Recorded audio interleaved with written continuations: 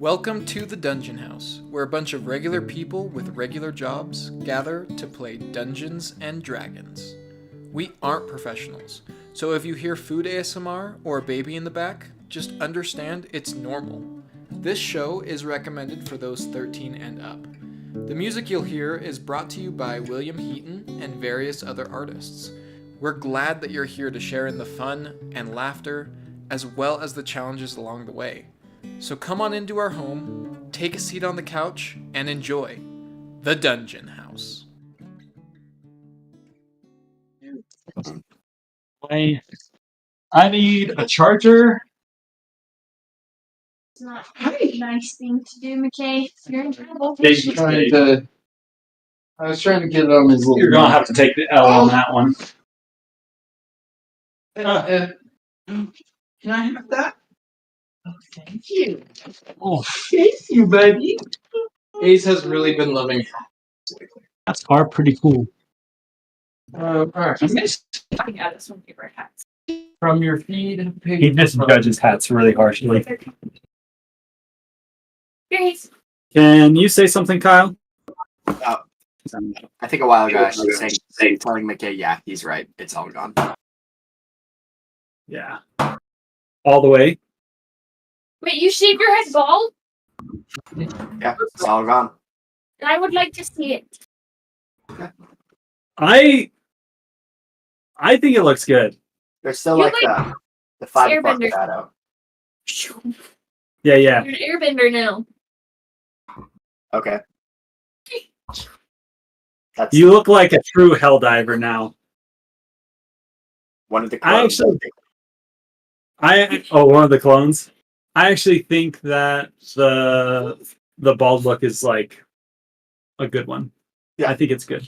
I was down to like I no longer have the option of having hair, and so the option is either looking like I'm going bald or just being bald.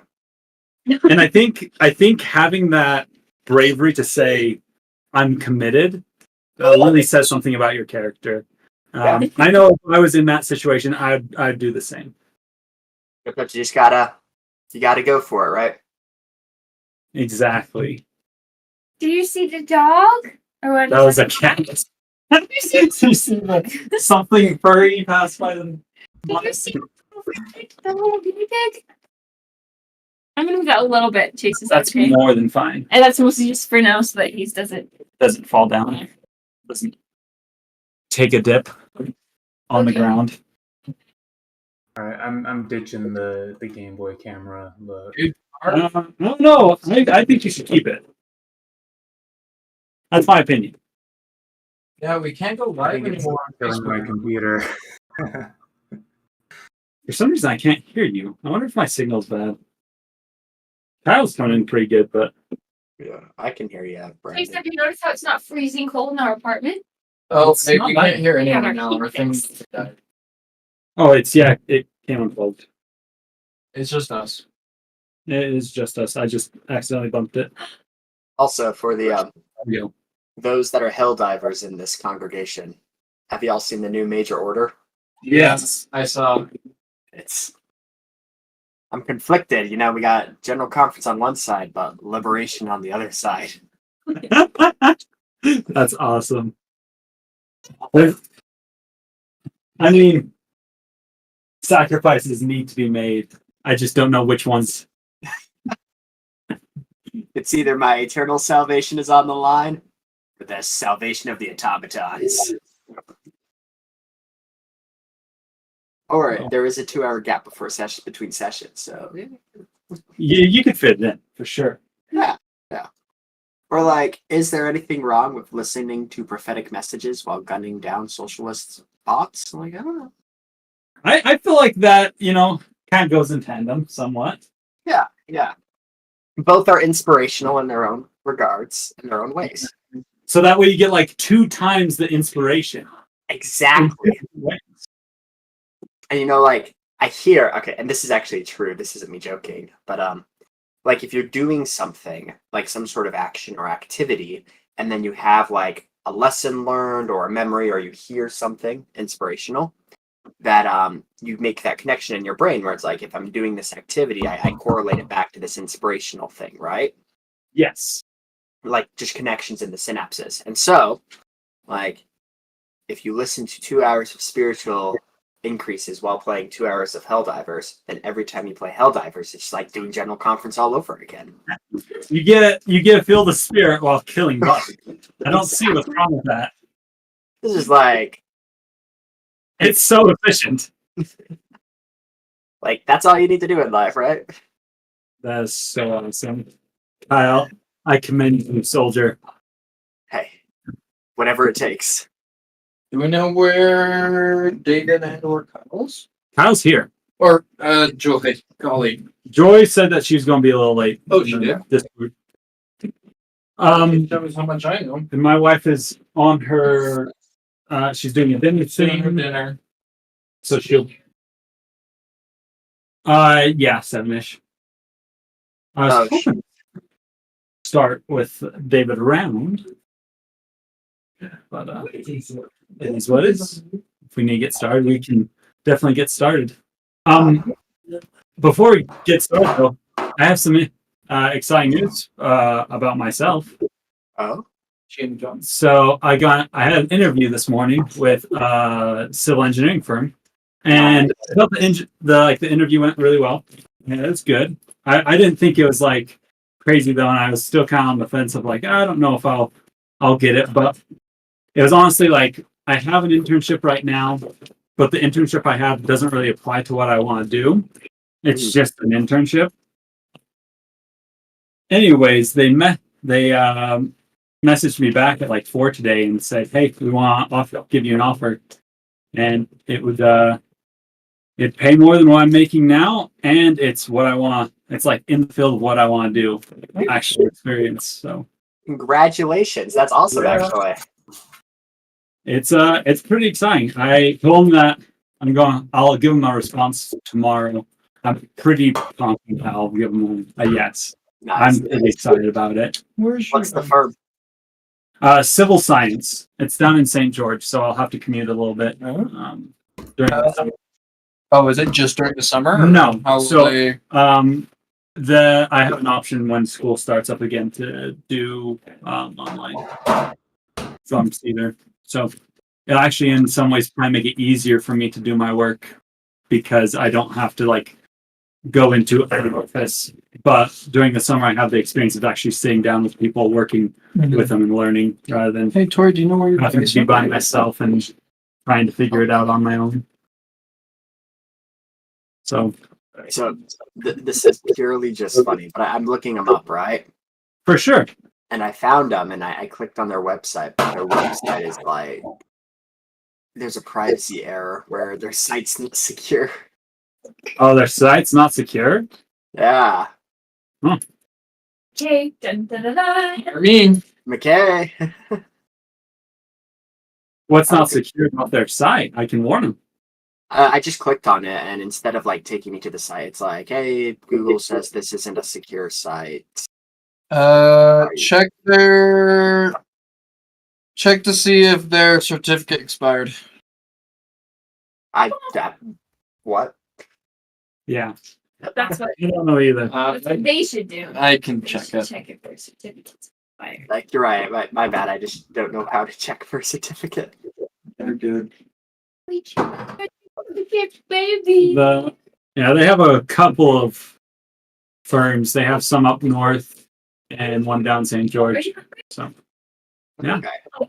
The thing though that really Try and feed them down here or upstairs. intrigued me about them and made me like want to interview is they kept like of all the places that I have like I've talked to they were always at like the career fairs and all like the places I actually talked to at the career fairs there weren't like well, this is like how we're looking for like if you want to give us a resume whatever like they're like let's get you in an interview we want awesome. That's great. so they were like really on point and their offices down in St. George are really nice. They just renovate them. All the offices are like the sit to stand. Oh, And I love they those. have a bougie like office space. It's nice. So Dude, Yeah. It's a requirement.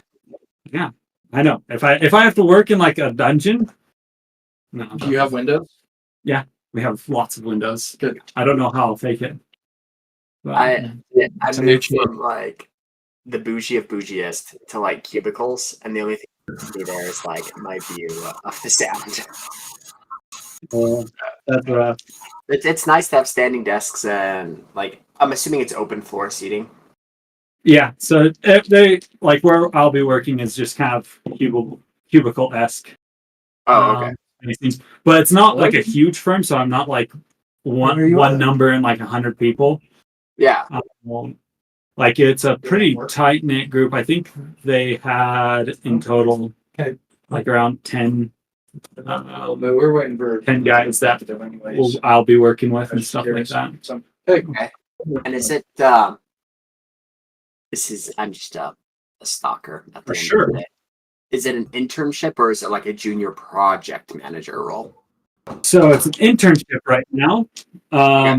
Though they said in their interview, like, the whole goal of like, and they were pretty descriptive, like, hey, if we do bring you on, like, our whole goal is to hire you once you're done with your schooling. Okay, so it's internship to lead to like it. Would it be a project manager that you're going for, or what exactly are you looking for? So, it'd be an engineer in training would be my first step. Yeah. Okay. So kind of that's what you start out with after you graduate. You've passed your fundamentals of engineering exam. Then you, depending on, it's sometimes called different things, but usually in firms it's called an EIT or engineer in training. And then you work underneath a PE or a professional engineer for usually about 4 years until you can become a PE yourself. Okay. So it's kind of we that haven't really started. We're just training time, Good. learning and stuff like that. Oh, so During it's that time, you take the PE exam and stuff like that. So, did you say you'll become an EIT first? yes. Okay. Nice. I'm stalking your job right now because I'm All right. curious. Are you wondering things like how much I'll get paid and stuff like that? Oh no, not that. I'm just curious about like what you'll actually be doing. Yeah. So I'll be doing design. Yeah, So too. working on projects in the sense of designing and figuring out kind of the engineering stuff. They usually do a lot of transportation and municipal work, so city work. They're also really known for their parks and rec, so they design a lot of like the bougie parks down in like St. George and stuff like that. Okay, nice. Yeah, I'm looking at the requirements, and it's just like working on like highways, DOT projects is a plus. Interesting. No, that's So yeah, pretty exciting. like congratulations, Chase. I'm grateful. I was very surprised to hear back from him as soon as I did. So Was that your sorry, not to keep pestering too much, but like was that your original plan was to find something in this sphere generally? And in southern Utah? my original plan with engineering is to do some sort of engineering. I didn't know exactly what. Then I've done 2 summers, and now this last winter I interned for the State Road Department, so UDOT. And while that's been great, I did 2 summers of construction, which I was out on project inspecting, which is one of the reasons why they're really intrigued with me, is because I have that construction experience. So I've seen how projects are built. Yeah. So I kind of have a better understanding of things like how to design, since I know how it has to go in.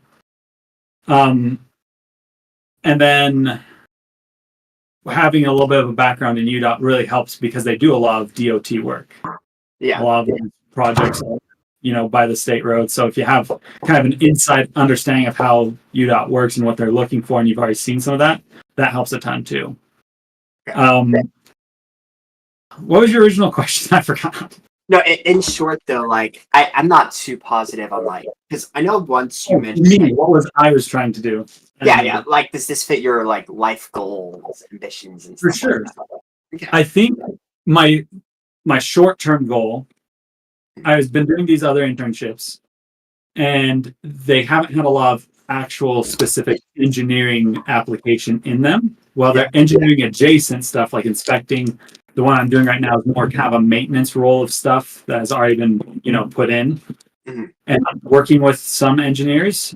It's not actual engineering. And so working with a private firm is twofold, gives me an experience of what it's like to be in the private sector rather than working for the government, as well as gives me actual experience on the design side. And so for the short term, it gives me like a really good rounding out of my skills. That way I have that understanding. I learn like a lot of the major softwares that they use, things like that. And it gives me a really good jumping off point of, okay, I have a firm that's bringing me in as an intern that in hopes to hire me when I graduate. So I have, I basically have a plan forward of what I can do once I graduate. Yeah. So that way, if I find a different offer that seems better, then I can still look and stuff like that. But Exhaustion. as of right now, I'm sitting in a really nice spot because with UDOT, I'd have to basically apply for their rotational engineer program, which I'm like 90% confident I could get into and get.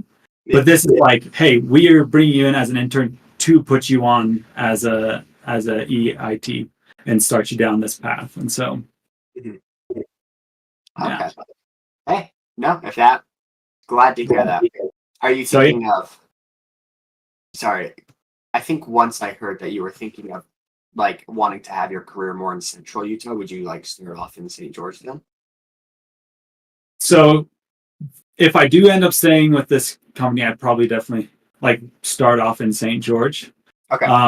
Depending on Faith's work and what we figure out, we may stay in Cedar City for just a little bit longer afterwards. Yeah. Or we may decide, let's just move down to St. George and start there.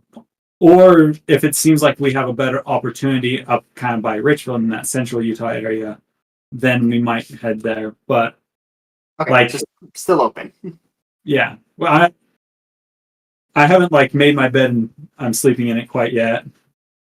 Just because I don't know, I might get there and work there for a year and go like, man, I honestly, I'm not enjoying this very much. And so I can switch, but at least I've had the experience. Or I may like go, hey, I really love working with these guys. It's been awesome. Their team's phenomenal. I'm more willing to commit to going down to, St. George and moving down there and stuff like that. So the goal is to be in southern Utah, though, southern central Utah. Yeah. The promised land of the world. It's my opinion. It's a good place to be. It's a good place to be, that's for sure. Nice. Well, congratulations at the end of the day. It's a nice phase to get to in life, to say the least. Thank you. I appreciate that. And it's going to pay more than my UDOT job. I don't know if I said that, which makes me really excited.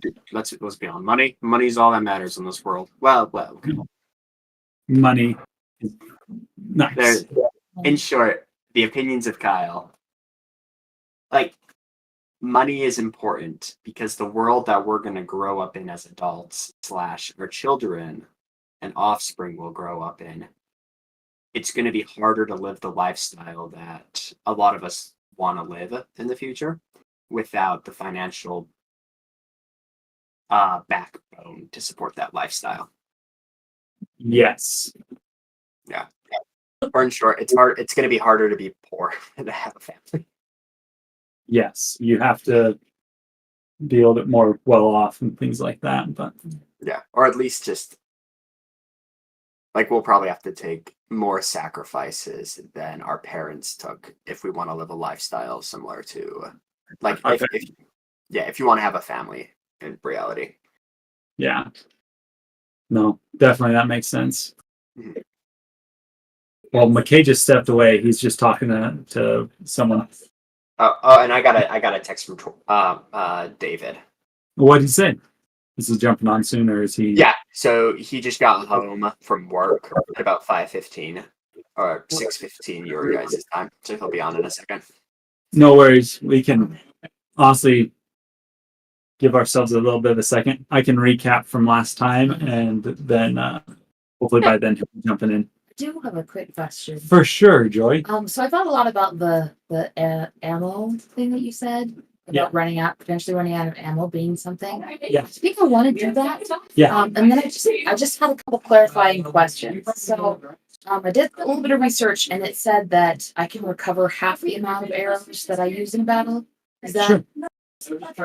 I mean, I guess the idea with that is some of them will get broken, some of them you'll go to look for and they'll be lost and stuff like that. And so if you want to run with that, I think that makes it a little bit more like, okay, I have to keep track of this. I have to go and buy more.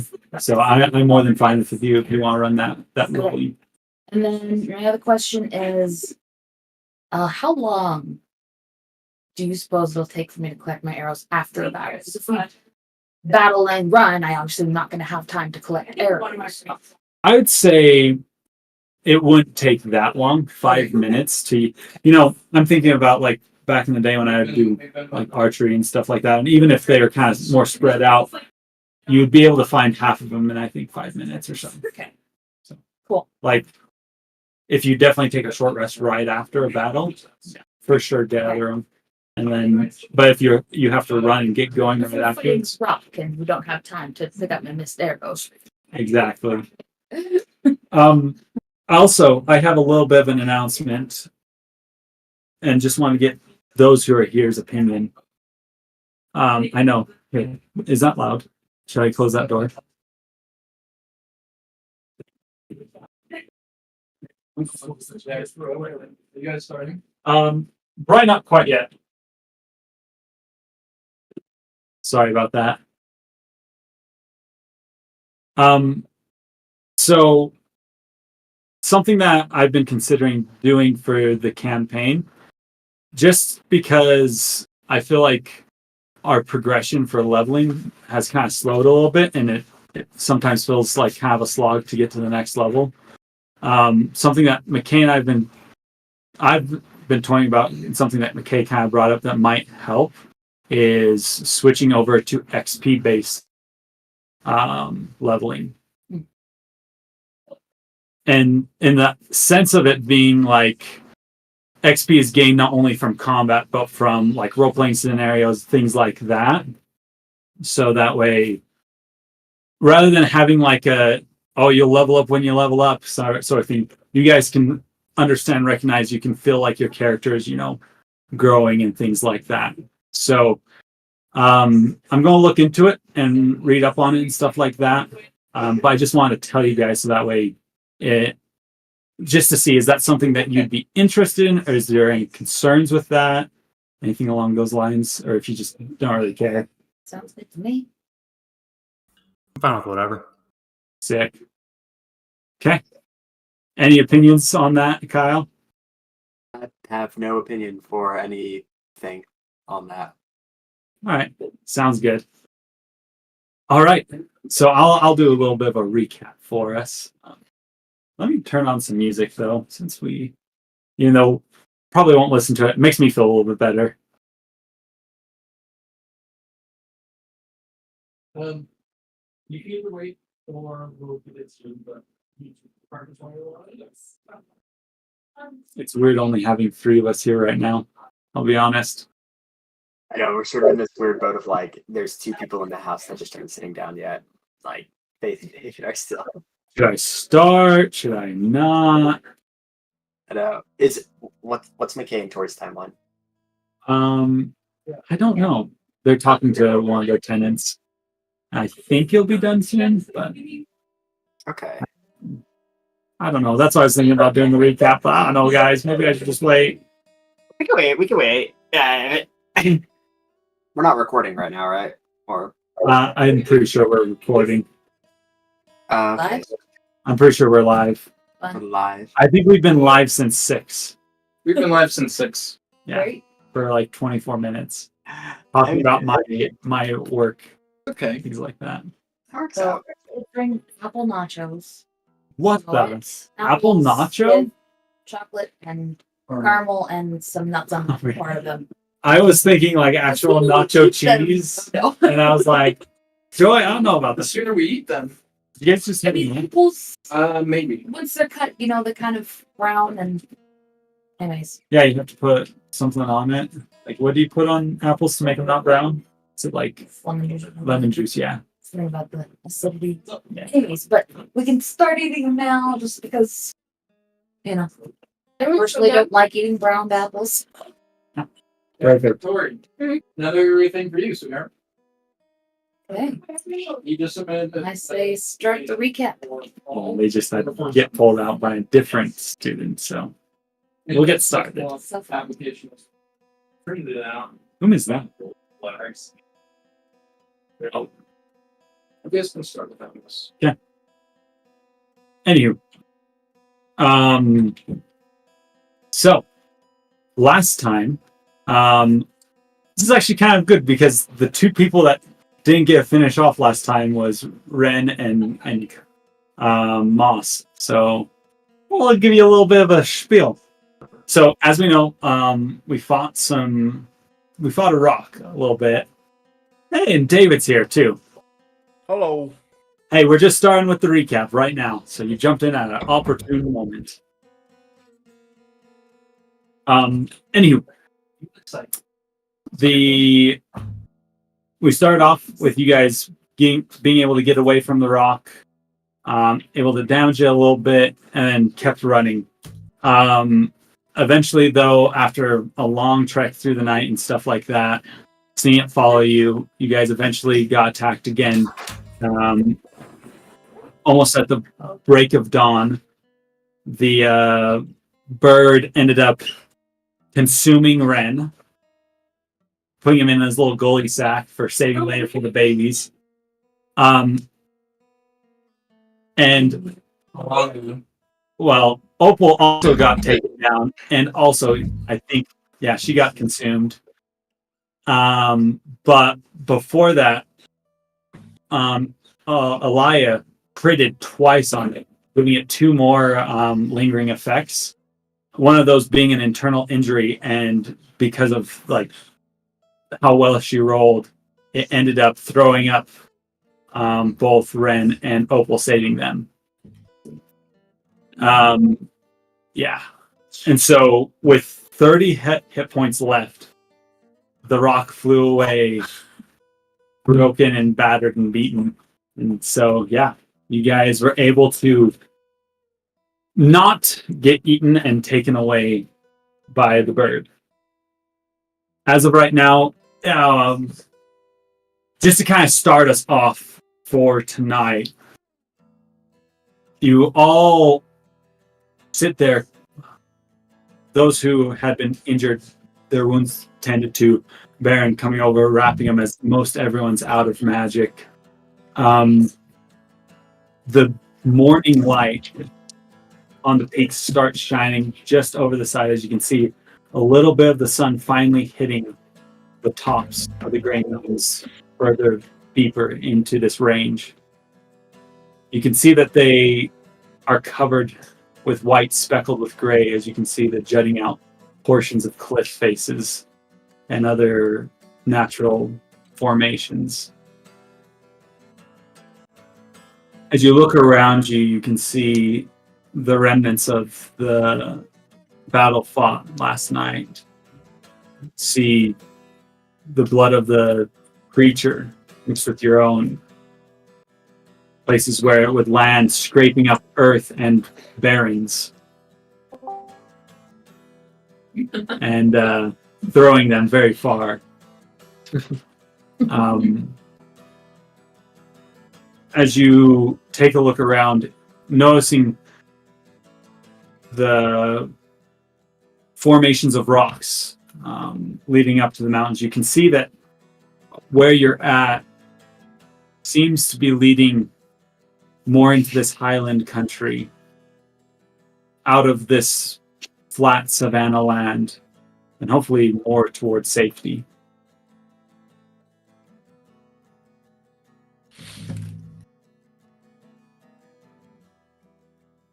as you sit there,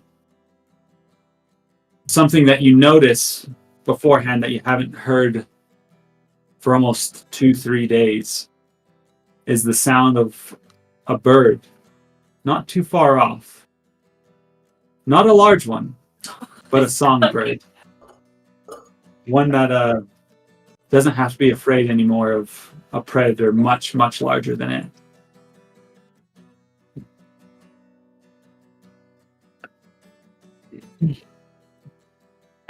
I think we should keep moving. We need to find somewhere to rest. Yeah. Agreed.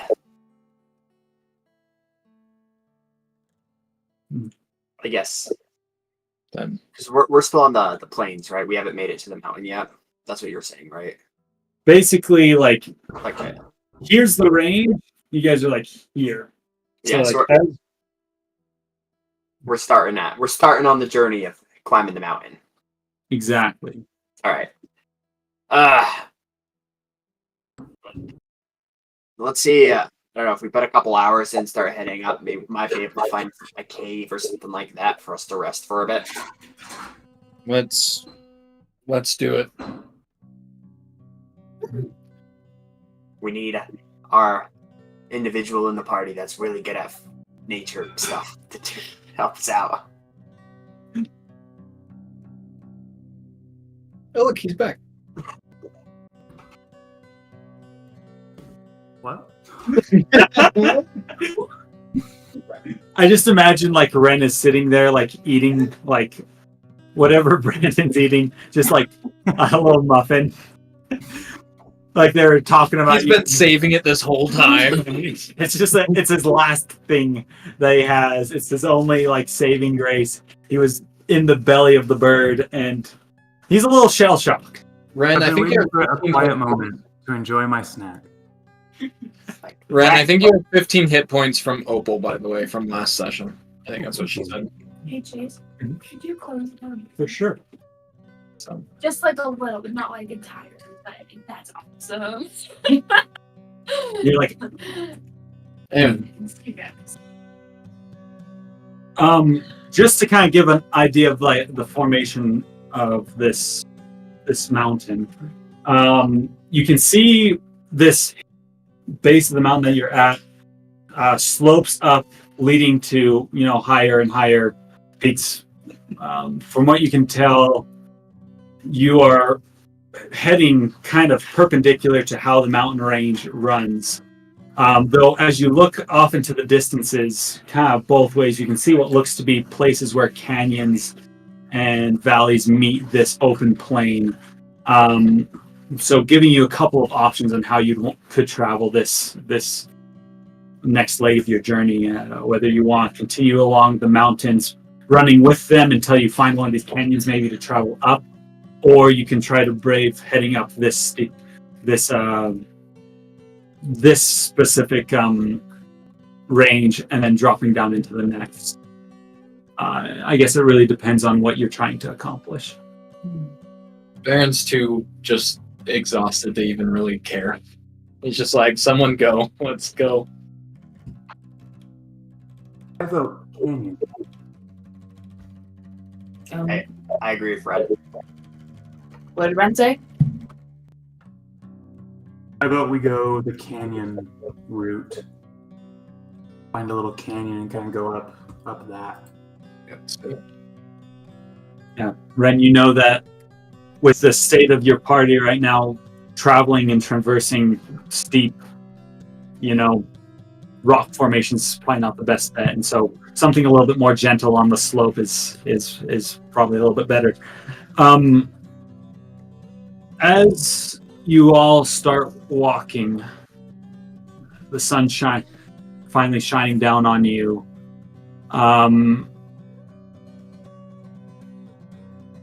Alia, I want you to do a perception check. All right.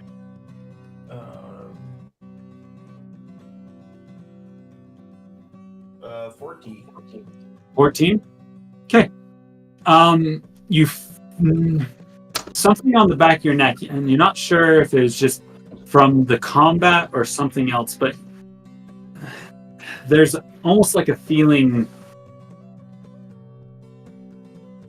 You know, when you get the feeling of like someone's standing behind you, and like you look around, but there's no one there.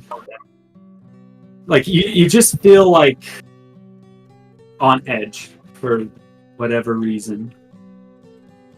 Okay. It's very disconcerting. But with what you went through last night, it might just be your mind playing tricks on you. Okay. As you guys travel, I'd like someone in the party to make either a survival or nature check to see how the transversal for the next leg of your journey goes. I can do that. I have a pretty decent survival. I'm pretty good at surviving. Since you are exhausted, make that check with disadvantage. Gladly. Don't even matter to me. Doesn't even matter. Is everyone exhausted? I think Everyone has at least 1 point. That is a 12. Well, okay. It's slow going. You guys, without necessarily feeling the need to rush because of the bird, you pick your way along, taking it a lot more gentler.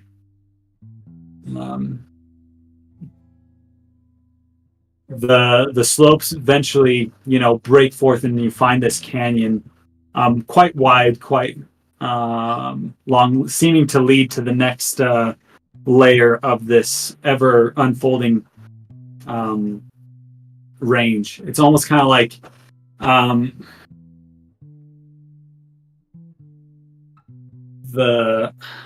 I love like when you see in nature how like a rock formation gets pushed up out of the ground. You can see the layers, the strata of the rock, almost making them look like they're the backbone of some ancient large creature. These mountains give you that sense, but here you're able to find something that must have penetrated it eons and eons ago. As you make your way up this canyon, you do so for about the next 6 hours. Since you're taking it slow,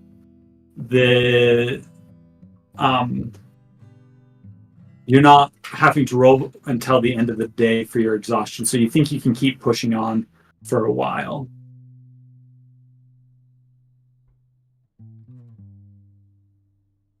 One thing to know as you come closer to this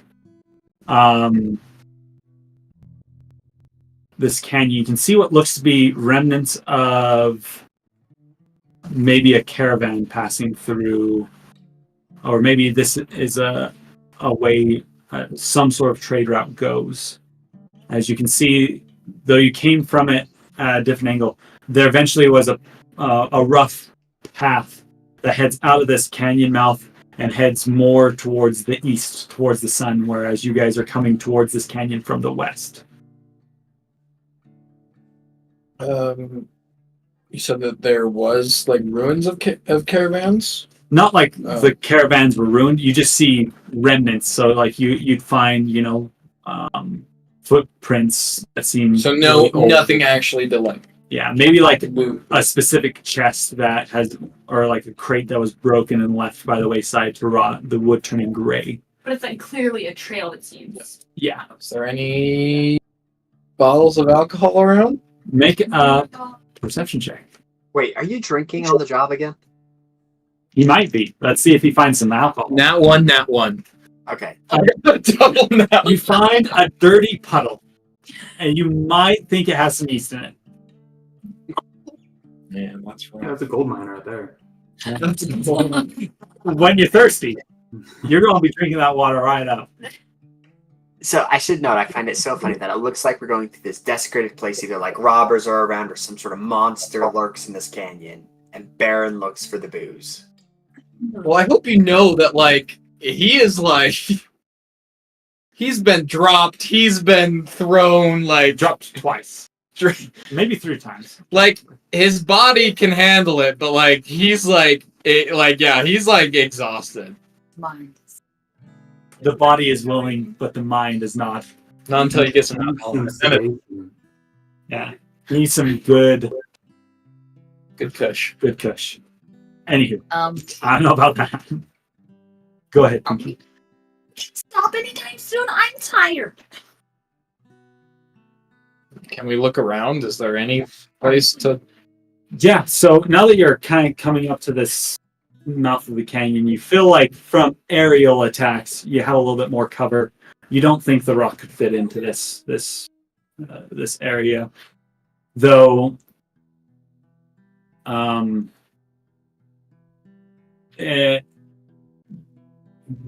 Not being familiar with the terrain and things like that always, lends some danger to stopping. But that's how it is always with travel. So it comes down to whether or not you feel like you're ready to stop or not. Pinky's got a point. I will admit. Don't get it to make this voice. Go on, Barrett. What were you gonna say, Moss? Just gonna say, as much as we should rest and recover, I do feel a little uncomfortable resting and recovering in a place that may or may not. Like, my assumption this place looks like bad things happen here. Potentially, but also if people travel through here, it's probably If I don't get some good sleep, I may have dark circles tomorrow. As she says that, dark circles. I imagine all of us are like, do we tell her? Your hair's like frazzled. I might have a bad day. My lash was like off. Adelaide, I am. Barrett, if we're gonna stay here. Uh. Okay, let's see if we can gather up a couple broken wagons and something and make a camp of some sorts. Does it look like anyone has rested near this area at all? Yeah, that would probably be a perception check to see if you can find maybe a spot that someone has rested prior in this location. Pinky. Oh, what were you going to say? Yes. It'll take me about 10 minutes so I can get it all set up for us. You have the spell slots for it. I don't think you do. I do think that most of us can squeeze into my tent. However, we won't be able to install the fireplace. What? But we all snuggle and we can still fit in the bare rug. Pinky, do you think you could fly around and see if if it looks like anyone has camped anywhere around here before? Come on, Pablo. We start setting up our tent. You're just gonna set up right here. Yeah. Well, I mean, we're off to the side now, aren't we? Sure. We're like under some cover. Not Okay. like you're in the canyon now. So like you're here. If you want to set up here, that's more than fine. They're just looking to see if there's another spot along There's this a little better spot. this trail that other people might have camped prior. He's gonna take a around. Yeah, Adelaide's just like wet and she didn't have time to change into her swimming suit. And so she needs to get this washed and dried quickly or it will stain the fabric. That's true. Oh, these are mine, buddy. If you definitely want to start setting up here, you are more than welcome to. Okay, perfect. What'd you get? Double twos. Okay. With a Without being able to find a better spot than what's your where plus? Adelaide, Is this investigation or perception? this would Because probably that would make be it either a 3 or a 1. Oh, we. Man, for some reason I thought that you were like way better at perceiving things. So with that, the best place you find to camp is where Adelaide is because you're tired, and that tent offer is like, that sounds nice. Moss, quick question for you. How many levels of exhaustion are you at? I think last I remembered was 2. That's Something what I think that sounds about right. Something that you're noticing as you, especially being in the physical state that you are, your body is slowly not functioning properly. You don't have the sleep, the rest. You pushed. While your mind, you kind of have the exact opposite problem as Baron. Your mind is able, but your body is giving out on you. You would notice. Actually, make a Constitution saving throw. Constitution saving throw. Oh, heck yeah. I actually got a good number. I got an unnatural 20. Nice. So, you feel it, and you recognize what's going on. You recognize that your condition, the one that gives you your druidic powers, seems to be slowly spreading, taking more of the effort. You lose one exhaustion point. What? Actually, you lose both. Wait, what? As you feel this entity inside of you taking kind of your body and giving it the energy it needs. Okay. With that, though, you do slowly feel more growths creeping along your neck and your arm. You think that this state that you've put your body in might be expediting whatever this condition is. Oh, no. Not in the sense of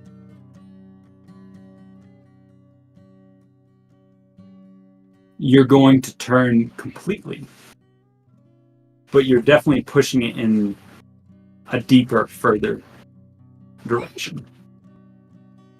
Understandable. You may not look quite the same by the end of tonight. Not the same. With a nat 20 or an unnatural 20, the effects hopefully will be minimal. Okay. Sounds good. I'll be honest, at first when you were explaining it, Chase, I thought it was Moss was like old man gonna let loose some fluids, but this was much worse. Yeah. Did Baron tell us about Moss's condition? No. Nope. I don't think so. So with that, Moss, are you planning on camping with the rest of the group tonight? What's your, like, you can feel it coming on. You know, you felt it when it first grew at the light, like inside of you way back when you were with Pan.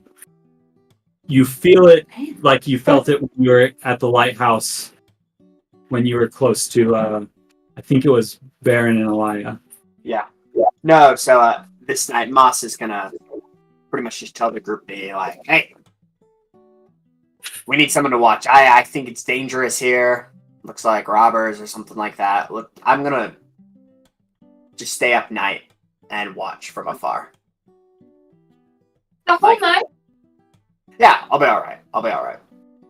You look exhausted and stressed. As you look at him, the exhaustion doesn't really seem to be there as it was prior. It's like you can handle it.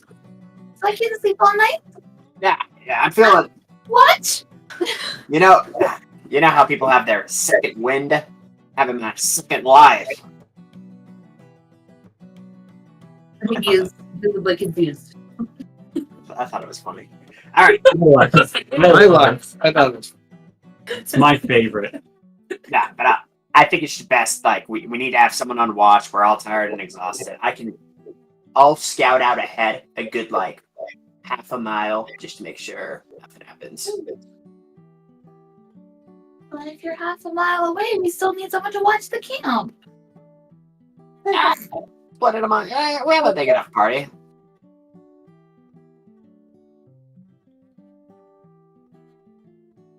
I think you want some man time.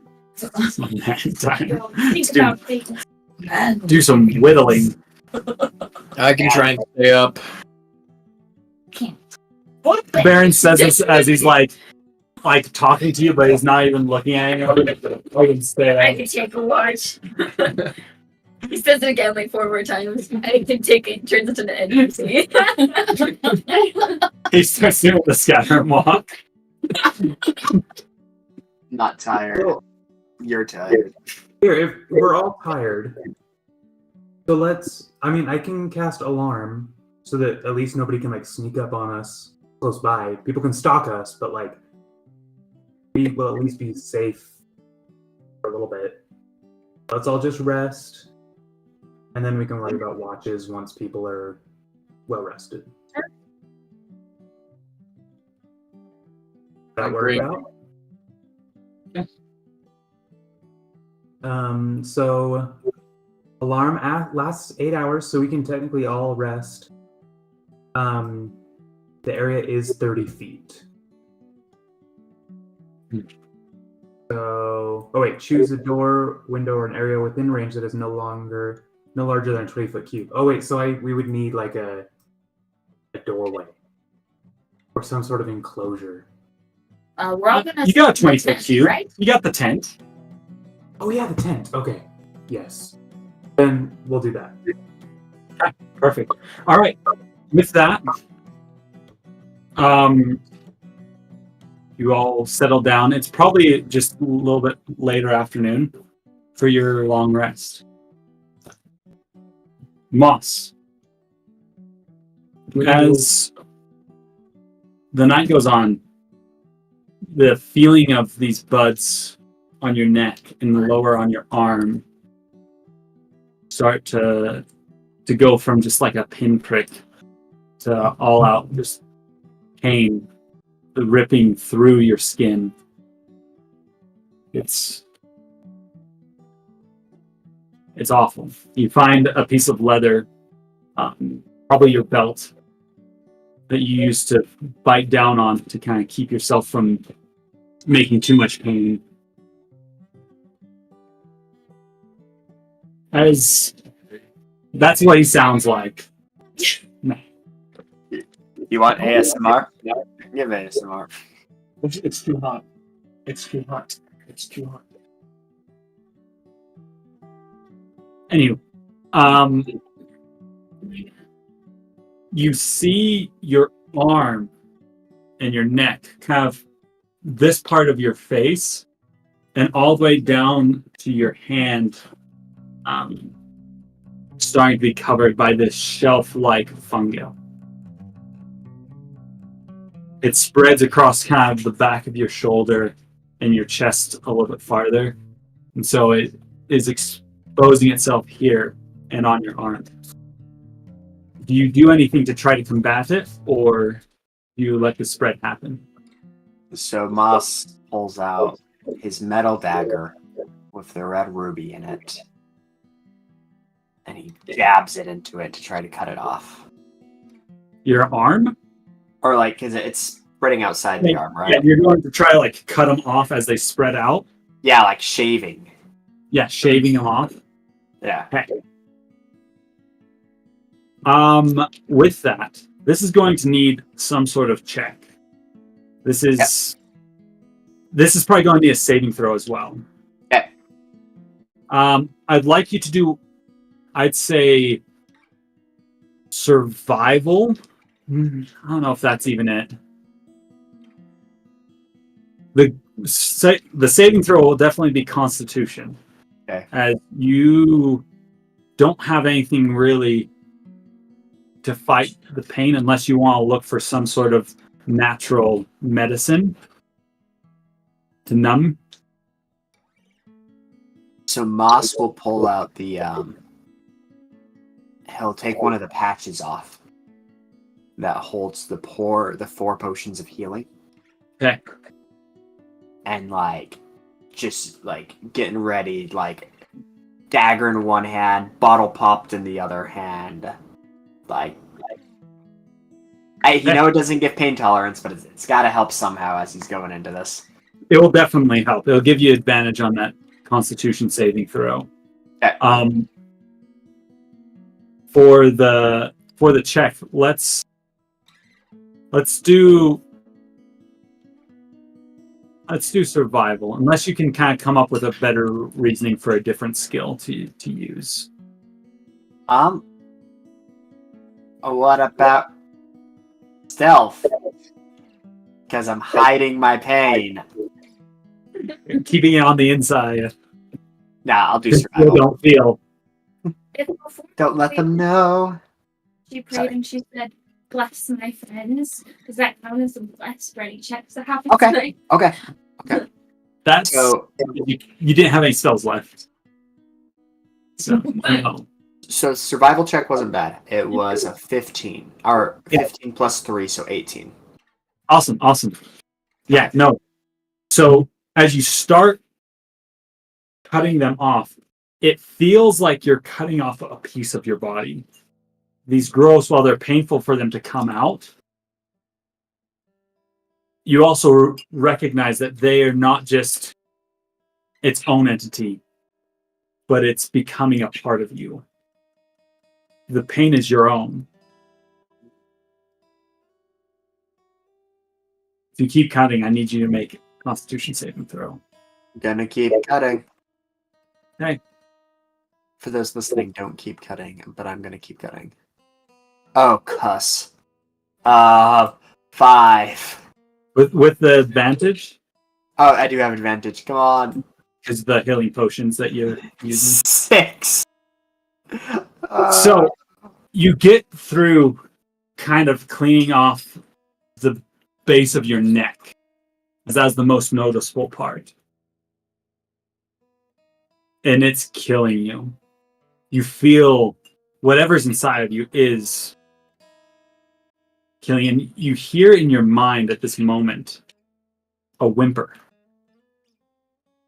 And the thought, almost placed inside your own brain, says, "Stop. Please." Whatever this is that is part of you, inside of you, is begging you to stop hurting yourself and to stop hurting it. No.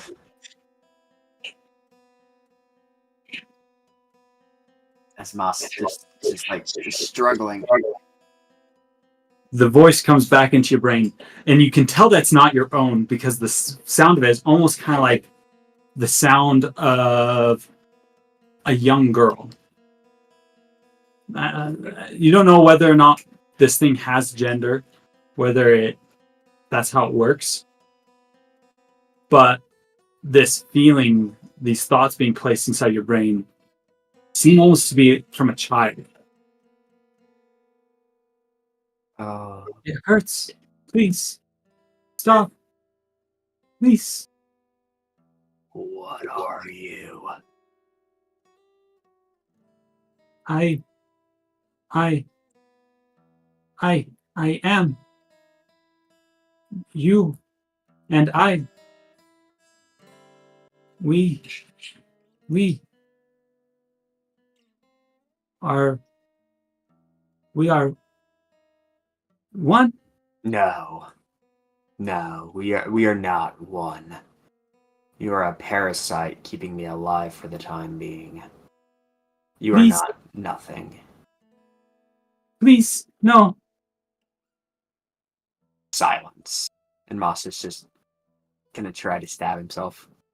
What? Make another Constitution check. This one without advantage. Yep. Saving throw, by not check. 13. 13. As you forcibly silence it with your mind,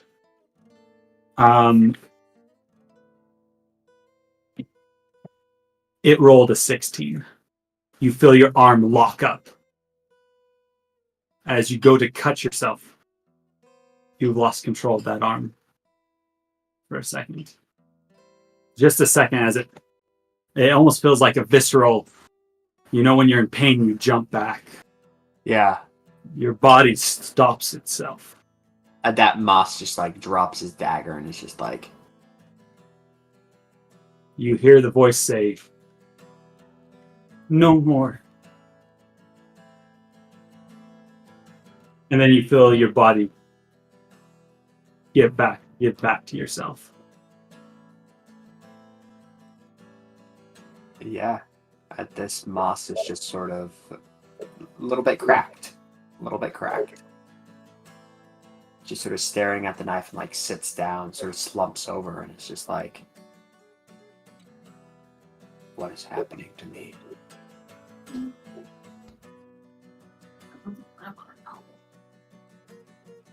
With that, dawn comes not quick enough, but eventually it does come.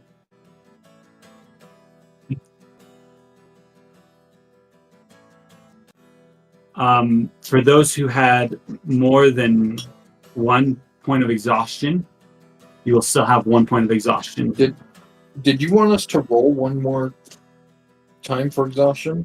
You guys stopped before the end of the day, and so no. If you guys would have kept pushing, then yes. You were already going quite slow. So for those who are at 2 points of exhaustion, you go to 1. Since long resting only gives you back 1 point of exhaustion. Except for Moss, he's still fully rested. Just so you know, Moss, you've unlocked the ability to do basically what elves do, where you can get a long rest within 4 hours, and you don't need to be asleep. You can be doing light activity. Wow.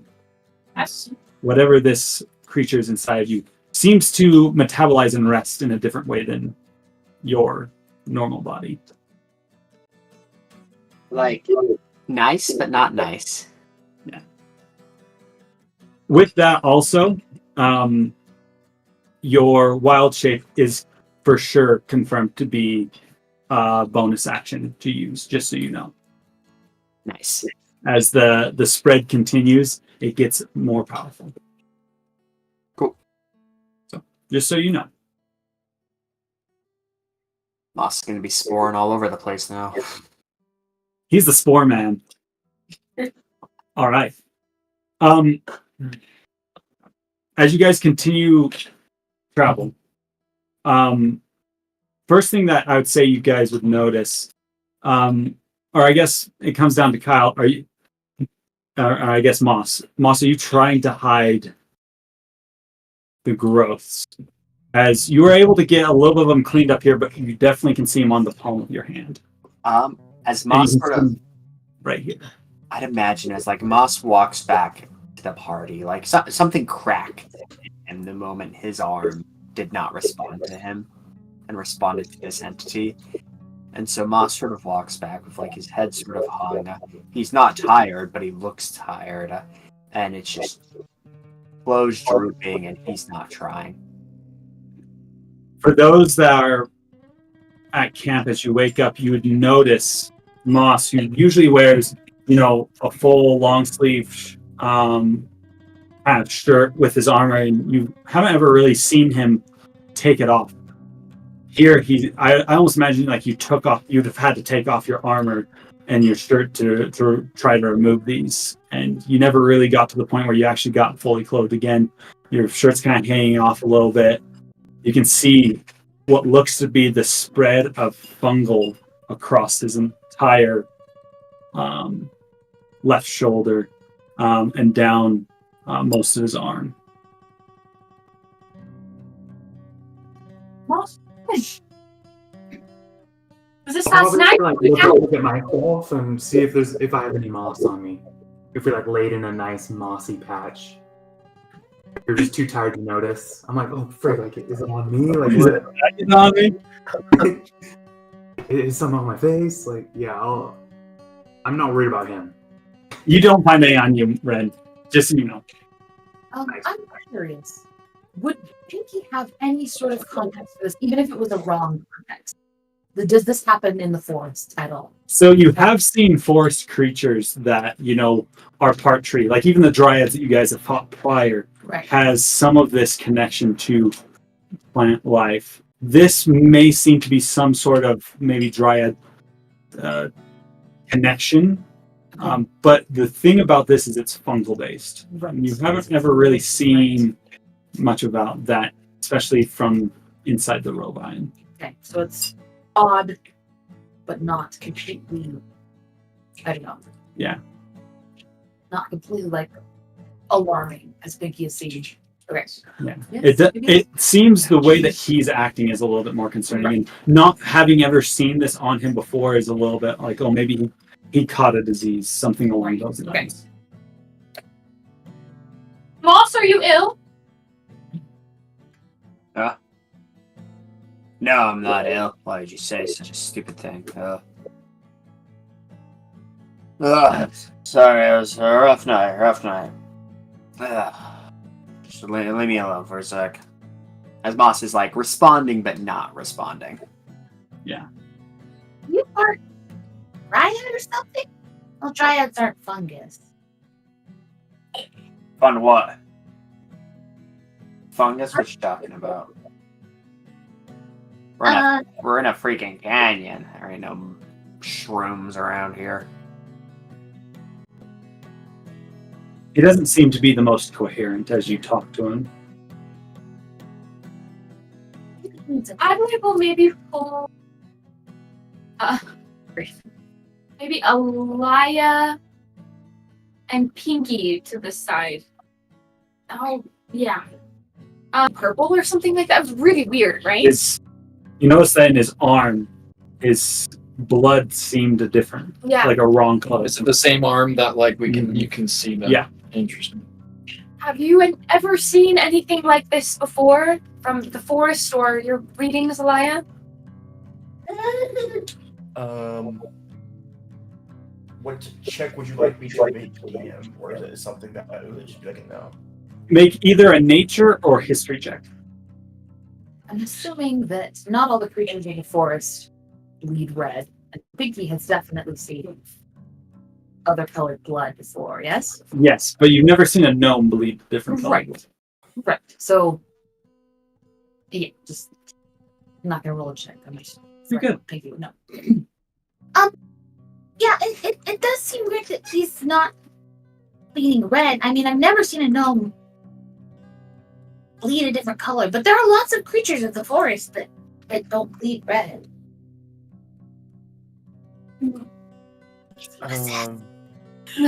Oh, this has been a sorry.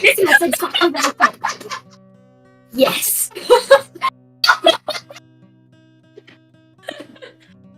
I hear that. I didn't hear That was you. hilarious. Suzikas. Is he possessed by a dryad or something? Possessed. Wait, that never happens. I rolled a 24 chase. 24. History. For history. So, with a 24, from what you can tell, history is such an interesting side of it. You think back to like stories that you've heard, and something that you have heard prior is in the bowels of the earth, underneath tons and tons of rock, miles deep in large cave system, live a type of creature called a myconid. Myconids are born by placing their spores inside the body of a dead person. With a 24, you get a lot of good knowledge. And This I would. Oh, go ahead. you've never heard or have had any idea of something like that happening to someone that's alive. And that's what stands out to you. So all of the symptoms would stand out to be like a myconid. It seems so, as the body slowly changes, and usually this takes a long time, but myconids, their society isn't fast. They live basically indefinitely. These spores take time. From what looks like this, if this is a myconid spore affecting your party member, it probably is in its adolescent phase. Usually when they very first start being able to, move the body, start taking control, things like that. It kind of seems... It's weird because it seems like it's almost like a myconid. But normally myconids, when they will infest a body with spores, and that's how they, I guess, grow new ones, or that's how they reproduce. But I've never seen or read anything of it happening to somebody who's alive. Moss is dead? If you happen to hear, or you happen to be able to hear what the big trees were saying when we had the incident with Baron, because I know that I didn't. Yeah, and he said something about... What did he say? A death walker? Or... Yeah. He said something about like a death walker? Oh, that's weird. So is Moss dead? Well, But if he's dead, then how was he walking? he has a very current fashion sense. When we were at the house, he was talking about styles that have been in like the recent 3 years. And he was comfortable in it. So either he's very, very forward-thinking for his time, or there's something here that's just not adding up. I mean, he could just be forward-thinking. I don't think that Moss is forward-thinking. But do the whatever you call them, do they care about fashion? If they inhabit dead bodies, then Right, so why would they care about? So I just think that Moss is Moss, and perhaps he's getting so tired because this other life force is taking over him, because maybe Moss isn't dead yet. Maybe he died, he was infected, and then someone brought him back alive. So check out Alia. Is that even possible? You're the cleric, shouldn't you?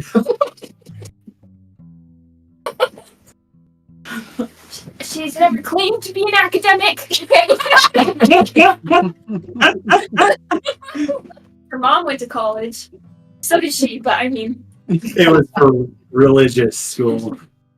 She was just It's hoping like the she'd mom come out- degree. Yeah, she was hoping she'd come out married. I can say that because I am an English major. Mom to college. To comment. I'm assuming this conversation is happening as we're traveling, just so you know. Yeah. Hey, Ren. This will happen as the girls are all talking. Yep. I imagine me, Ren, and Moss are kind of like hanging out a little bit. Where are we going? I figure if we keep going up this canyon, we'll eventually get to a spot where we can easily climb and go up the mountain. I mean, that's the current plan. Yeah, but weren't we like supposed to find someone? You know where we're going, right? Do I know where we're going? Yeah. You were given a very large area of ground and said, "There's someone up there." So, I will say this: as you guys continue to travel, I'd like you to do another survival or nature check, Ren, and I'll let you know the results. I don't have disadvantage anymore, right? You still do, because you still have 1 point. You were at. Did you have only 1 point of exhaustion, or did you have 2? I only had 1. Okay, then you do not have to roll with disadvantage. You got a good night's sleep. Okay, well, I rolled a 1 anyways, but I do have the lucky feet. I have lucky feet. So that's better. That's a 22. Yeah, that's a little bit better. Yeah, so because of being rested helps a ton. I think that's faith. Because you are rested, you're feeling good, you're feeling fit. Having had like bird juices all over you last night was actually kind of refreshing. So it's kind of like a shower, but not the good kind. In a song. It's very, very nice and pleasant. Also, I don't know if it was clear to you, but you did get your javelin back. It was able to be retrieved. Oh yeah, Baron gave it to you. Nice, thank you very much.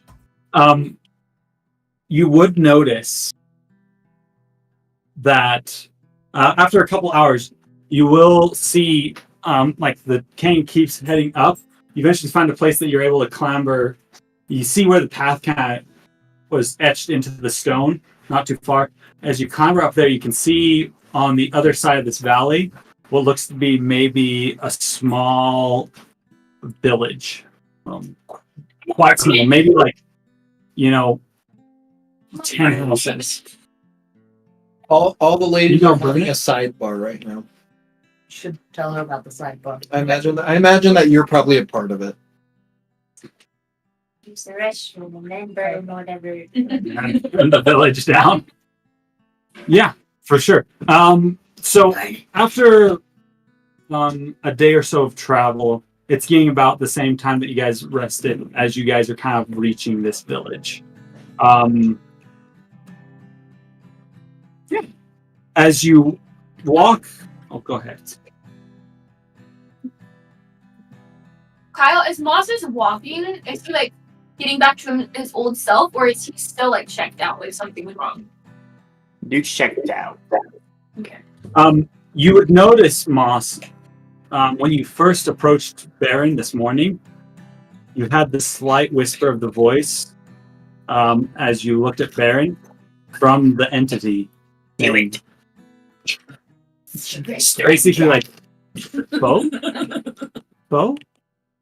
And then it was gone. You haven't really heard the voice since today. Okay. Moss Seems will to be. be- You gotta kill you? Moss will be. He'll be muttering to himself as he's walking, and he's like, "Baron is not an enemy. Baron, foe." Sort of like that. Every once in a while, you'll hear the voice say, "Not enemy," like kind of reassuring you. Saying, yeah. Do you have like 3 voices in your head? The Holy cow! the foe one was almost more of a question as you felt it, like this young adolescent creature's like getting the same sense. It's wearing the same necklace you are, and it's also there with you, like saying, "Not foe, not enemy." Every time he hears the voice, for those that are watching, every time he hears the voice, he does like a weird like. You're like a clicker from The Last of Us. Like, Ooh, that's scary. if any of you don't know, I'll show a video on break so we can show you guys. Yeah, Moss is clicking right now. yeah. So as you guys walk up to this, Are we going to the village? I'm Are assuming you we're go- going to the village. the path kind of heads that way, unless you specifically don't want to go there. That which is more than fine. I'm assuming that we are. We can Where?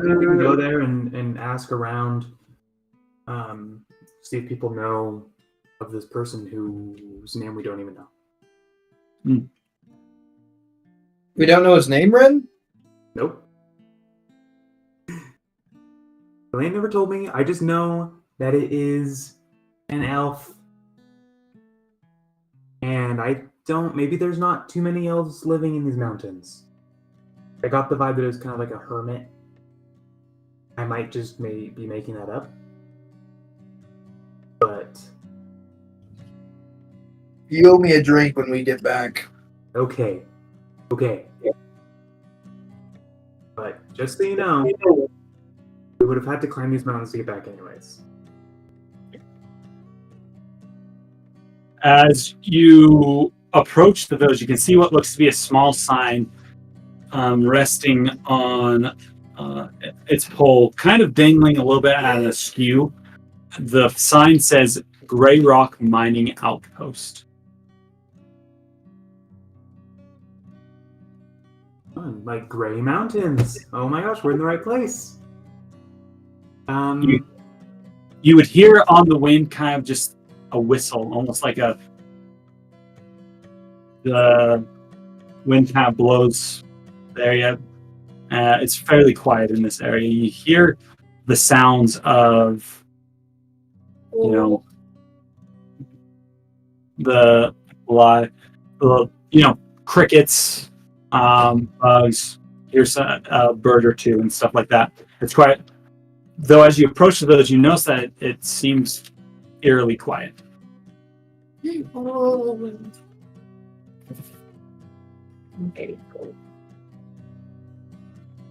And upon entering in the village, you don't notice anyone walking around. It just seems empty.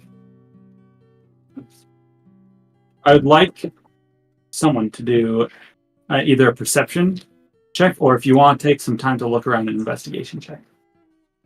I'll probably start looking around. Investigation. Make it with disadvantage since you still have 1 point of exhaustion.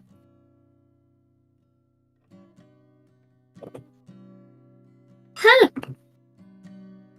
3. 3? I would have gotten 18. I did an investigation as well, Chase. Yeah. Looking around, I got a 21. Do that. 21. Alia, a few things you would notice. You would notice that the town seems to be uninhabited maybe for about a week. But it's very strange as it doesn't look like people left in a hurry. You see doors just kind of left open. As you peer into one building, you can see what looks to be maybe a meal just left on the table. Slowly starting to kind of gather a little bit of mold. So it does look like people left in a hurry. I thought you said didn't. You don't see any rush, though. You don't see anything scattered about. Everything seems to be left in its place. You don't see, people strewn out what looks to be a raid around.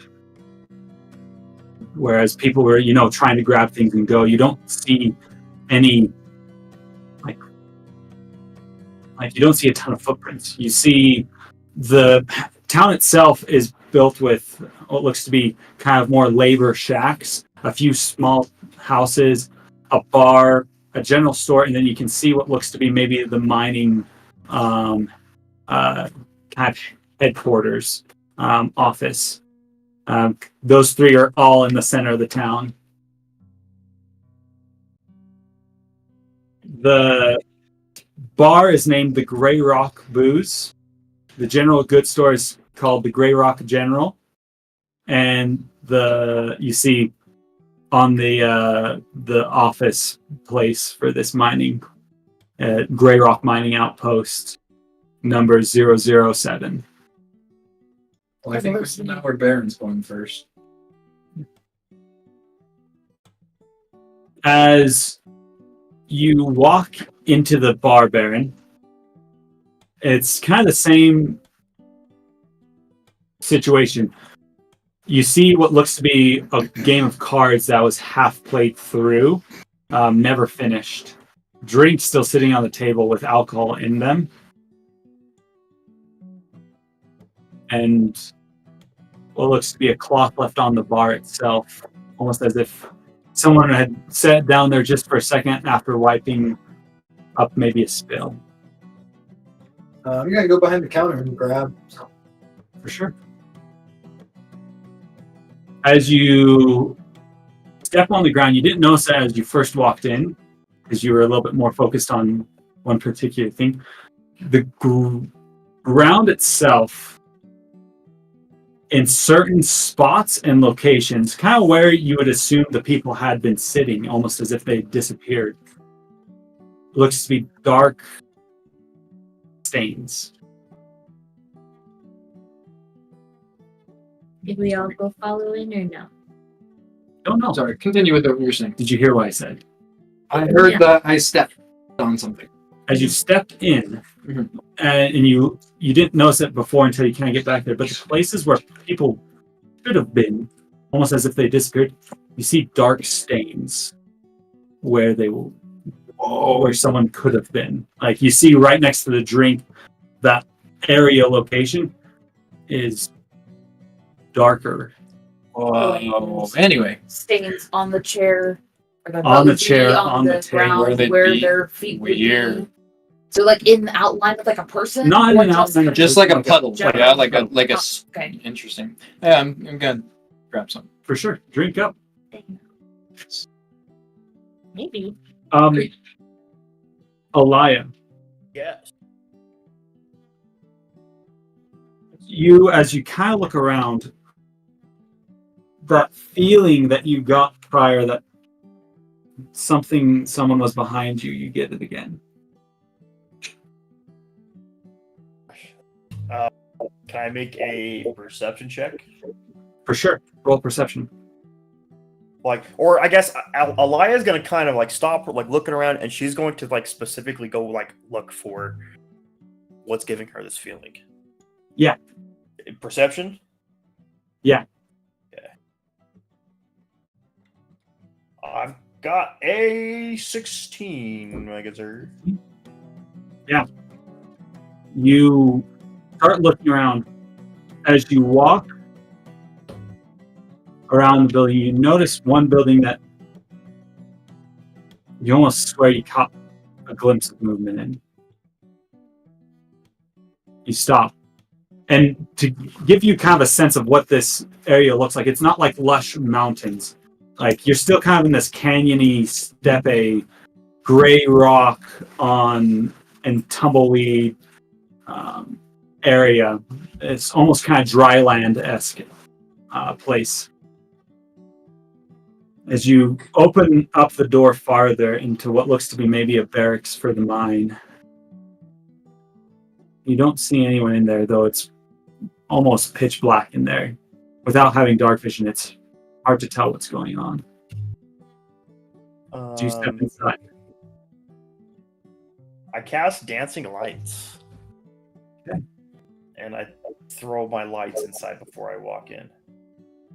As you open your hand and globs of light pull out, you notice a figure standing across from you.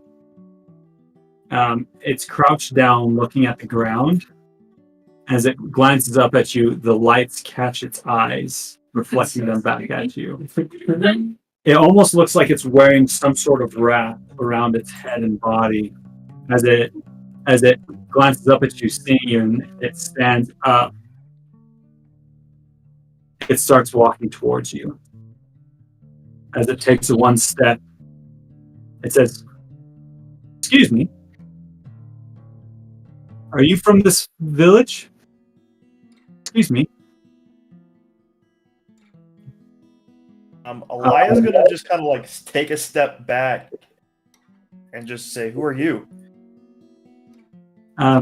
As you speak, the figure kind of blocks the light from shining behind you from the doorway and says, "I think I recognize you.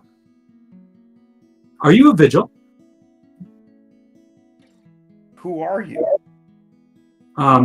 My name's... You probably... It's been a couple of months, so you probably don't recognize me. My name's Gwendolyn. I'm a Tsigani. We met before in Havnok. I'm trying to remember. Does that ring a bell? Make a history check. Yeah.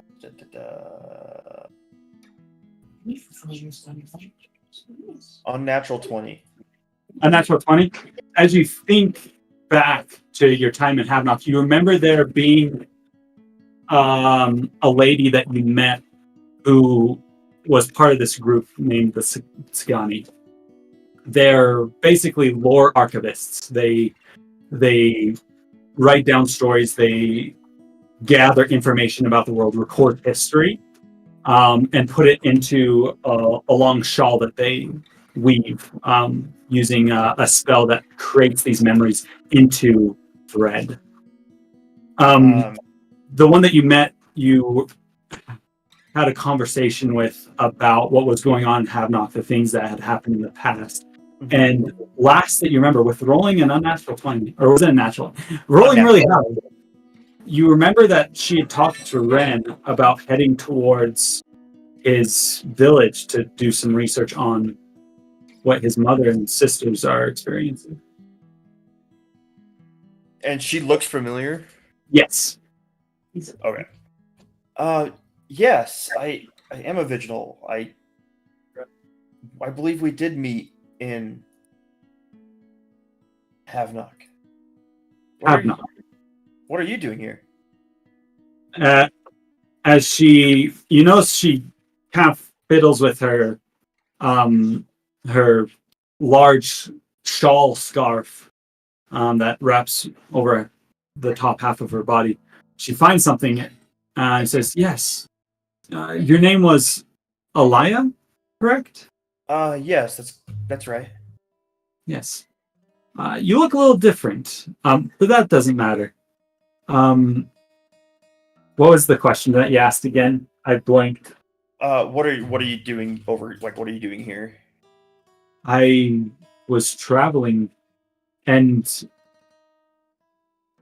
I found this village in this state about a day past, and I decided to do some research. I had been in the area for quite some time, watching the patterns of large rock and the things that had been consuming, and finally came down to this village that I'd seen about a week prior. And when I had seen it in the distance, I could see people and life. And yesterday I found it like this. Not knowing if it was dangerous, I backed away and prepared myself to come in more daylight hours. Well, we just got here, so I don't know the story really behind the village. We're actually trying to look into it at the moment. Oh, wow! You Vigils are very quick at your job.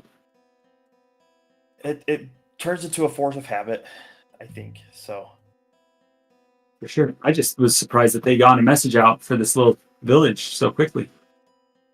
Oh no, we were just out kind of doing our own thing actually at the moment. Oh, well, Providence provides a way sometimes. Yeah, I guess. Anywho, let's go meet with your rest of your party. I think that we'd be better up grouping together while exploring something that we don't know a lot of. Strength in numbers, sort of thing. I can agree with that. Let's go. And with that, we're going to go to break.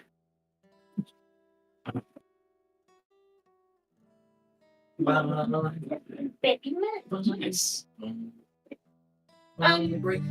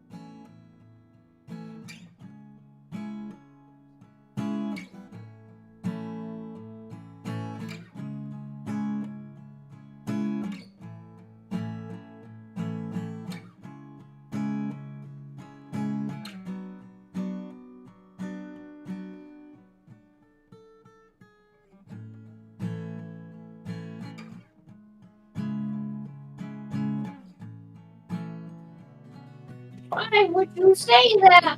Take it back. Never.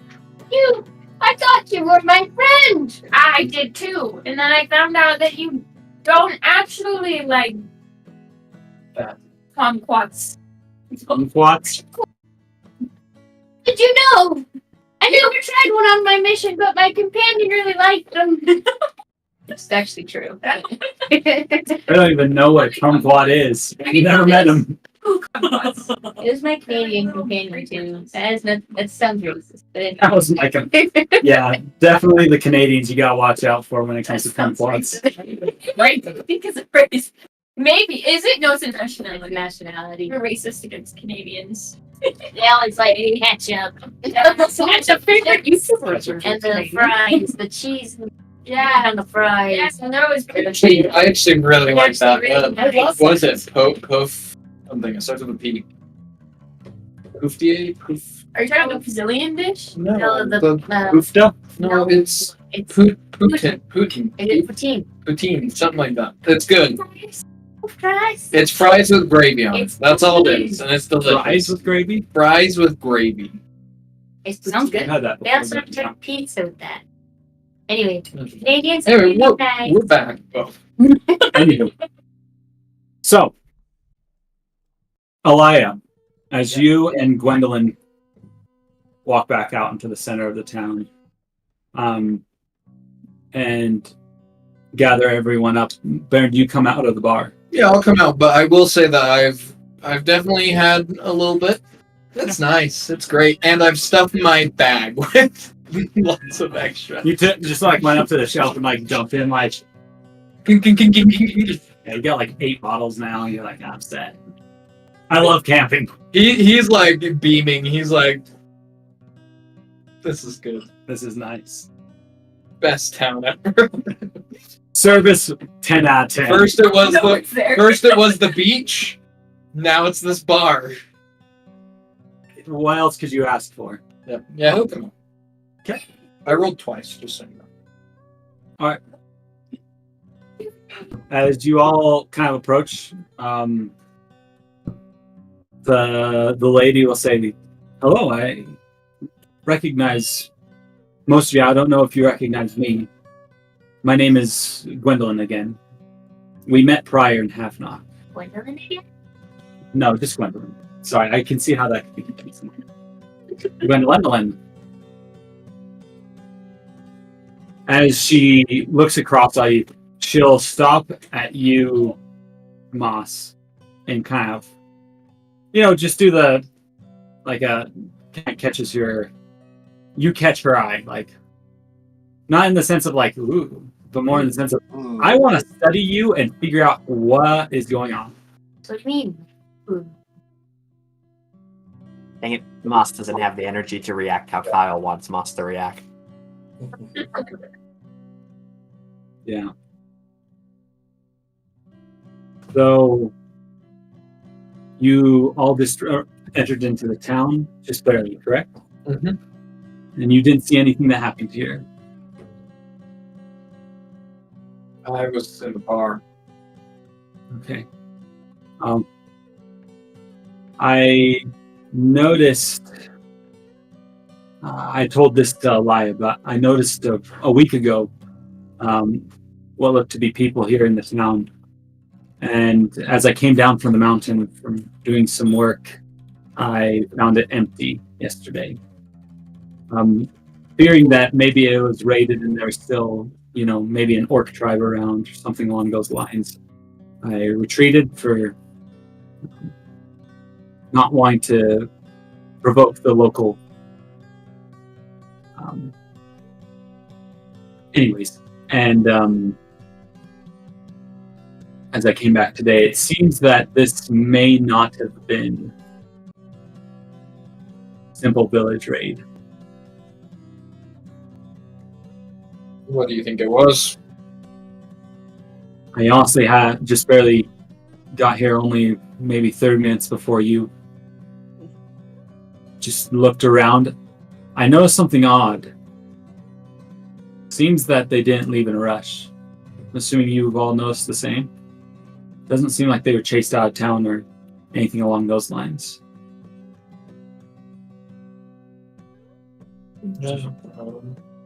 Anyone else notice anything? We haven't been here long. Maybe we should just keep within earshot. We'll break up and search a little bit longer. Sure. If you want to. You don't feel like I'm taking charge. I know just about as much as you do.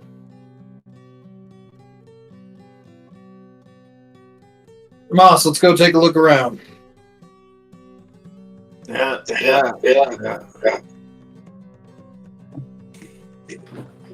I'd like to join you if that's okay. Sure. Don't worry, I will keep my distance, but I'd like to ask your compatriot a few questions, if that's okay. Sure. Moss, I sort of like look up. Actually, I'm getting a feedback. Are you guys hearing it? Yeah, we're hearing you. Or Brandon and David? Yeah, do no, you I'm hear? hearing it pretty bad from Kyle. I'm hearing a little bit. What about now? No, I don't hear it anymore. Can you guys still hear me? Okay. That's good. Moss is going to sort of perk up, realizing that he's being referenced to, and he's going to be like, "Who are you?" My name is Gwendolyn, and I'm a Tsigani. I collect lore and stories. I do whatever you must. Who else is breaking off into groups? Who's sticking with whom?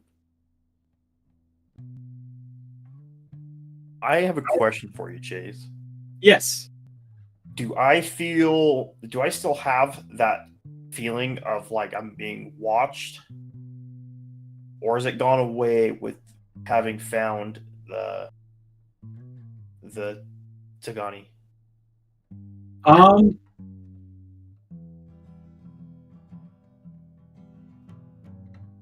Make a perception check.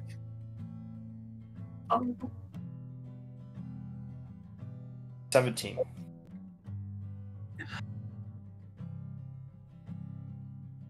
It's something about you.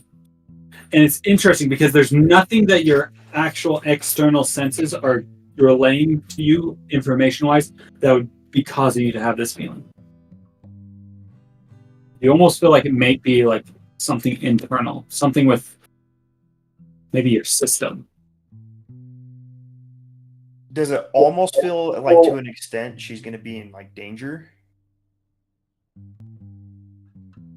Yeah, I think that's a great, like, there's kind of almost like a dread aspect to it. Like, you know when something bad is about to happen. You can see it coming from a mile away, but you're not certain what it is. Mm-hmm. Or I guess not necessarily certain what it is. You just you have that loathing of knowing without it happening yet. Okay. That built up energy.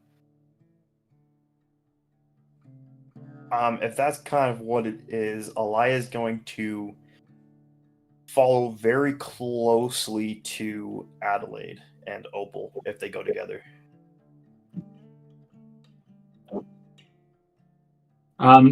Pinky and Ren, who y'all going with?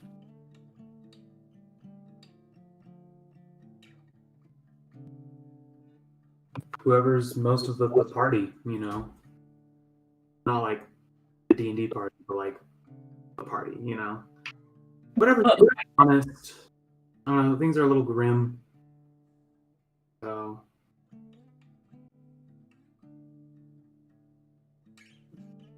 I don't know.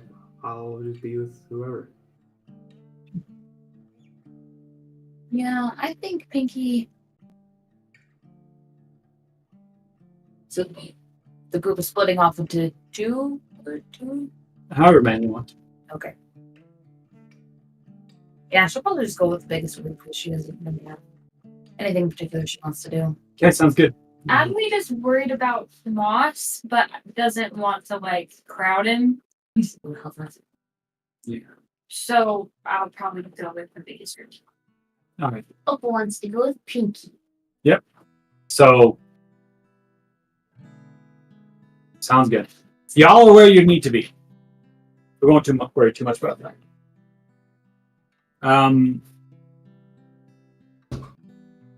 As that larger group kind of splits off, where do y'all head?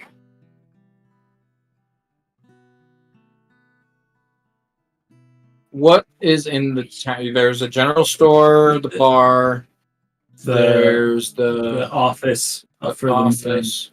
You would also notice that the mine far isn't is- super far I away. was gonna say, how far is the mine? The mine seems to be maybe like an eighth of the mile. You can see what looks to be set up more of like a refining process where it looks like carts would be wheeled in. They would pick up ore and then and leave. There's a little bit of maybe a process in place where they have like a kiln or two to kind of fire them, and then you can see what looks to be kind of the door to the actual mine, just a little bit higher up on the mountain from the village. Me and Moss will go check out the office and then maybe head up towards the mines. Or our group, whoever's with us. Okay. I don't know who else is coming with us, but I don't know either. All I know is it's just you, Gwendolyn, and Moss right now. So You guys are leaving Moss alone with Baron and a stranger. Okay. why wouldn't they? We work well together. We don't know that you secretly intend to kill each other. As Gwendolyn turns to you, Moss, she'll say, "So, I want to ask you, and I'll be forward with this. I want to ask you about your condition." And she'll look at you, and I think, if I'm not mistaken, you see her hand kind of glows for a second. I probably could consider saying conditions. Conditions. Moss sort of looks up at her. Who are you? I said who I am. No. That's your name. But who are you? I collect stories. I learn things in the hopes to help people. You can learn a lot about the past. Let me rephrase this. You just looked at me, waved your hand, and made some massive assumptions. What gives you that? They weren't assumptions. Okay. Then how did you come to these conclusions is a better question. Well, having been around for quite some time, you gain knowledge, spells, and I cast a spell. I could tell that there is an effect on you. Something going on that's not normal to your bodily functions. It's a spell that was created by Tsigani. It's basically a redesigning of the identify spell. Rather than looking at magical things, it looks at more magical effects on a creature. Things similar to like a curse or magical diseases, things like that a normal identify spell may not be able to pick up. It's a little bit stronger. And it told me that you have a magical entity living inside of you as part of you. Mm. And from what it doesn't give me very many details on said thing, but from the look, I would assume some sort of fungalized creature similar to a myconid. From my studies, I've heard about them. I haven't ever gotten a chance to see one on my own. And it also told me that your body does not line up with the age of your soul.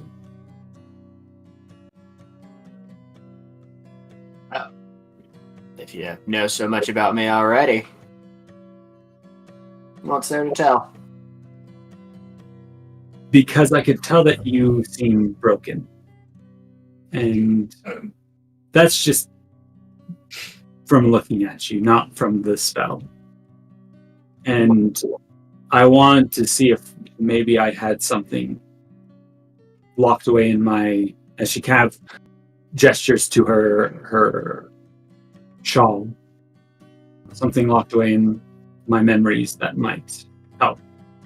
And questions can help me be able to find that information faster. All right, ask away then. So, where are you originally from? New Tortuga. Did you live prior to the collapse of Tortovna, or? No, I was only born about 25 years ago. And how did you age so fast? Baron's next to us, right? Oh, yeah, I'm here. I imagine at this point we probably made it to the office. He's looking around, but he's definitely just like Just listening. Yeah. Master Yeah. glanced at Baron and sort of like, I had an encounter with a ghost. Fetching thing kept screaming and screaming, and I kept aging and aging. I've heard about this effect. It must have been a very powerful ghost for it to be able to age you so drastically.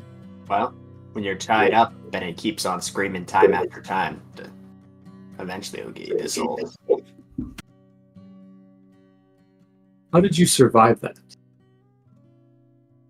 Most people, with the time allotted to them, would have died. How did I survive so far, or how did I survive that encounter with the ghost? The encounter. Well, there was a moment that I saw that I could escape, and then I took it. Look, we all got our pasts with bad people, and friends that aren't friends and such. Sometimes you win, and sometimes you barely get away. Sometimes you don't get away. She kind of gestures towards the building. No, that's true. The aging is an interesting thing, but not incurable. It takes very potent magic, though, to change a body back. It's easier to go forward in time than backwards. It's the natural process of things. We get old, we don't get young. And so you have to break that natural process. How did you get this entity into you? Well, I was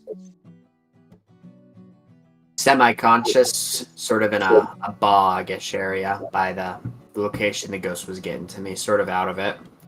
And a nice older lady found me. A magical older lady. She ingested me, or sorry, that sounds weird. She gave me this mushroom, and it kept me from dying that night. But as it keeps me alive, it also feeds off me.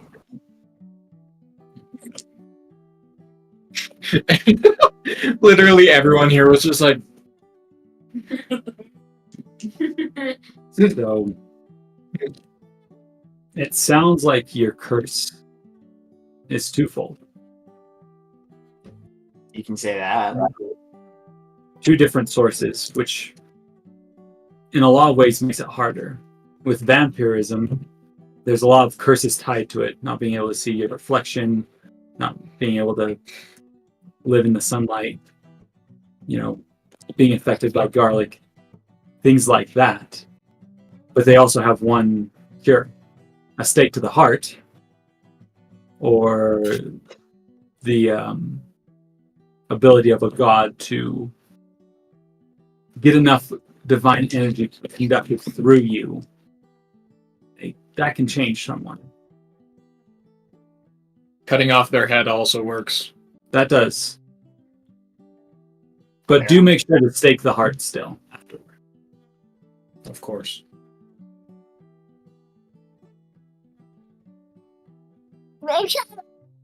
Even some spells, though, that are high enough level can change some of these things.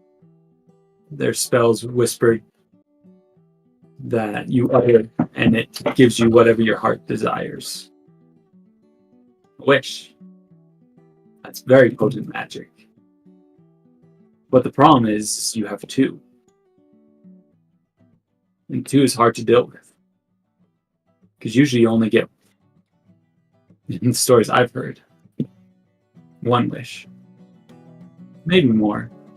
But usually after 1 it turns sour. Let me ponder on this. But I might have something that could work. Really?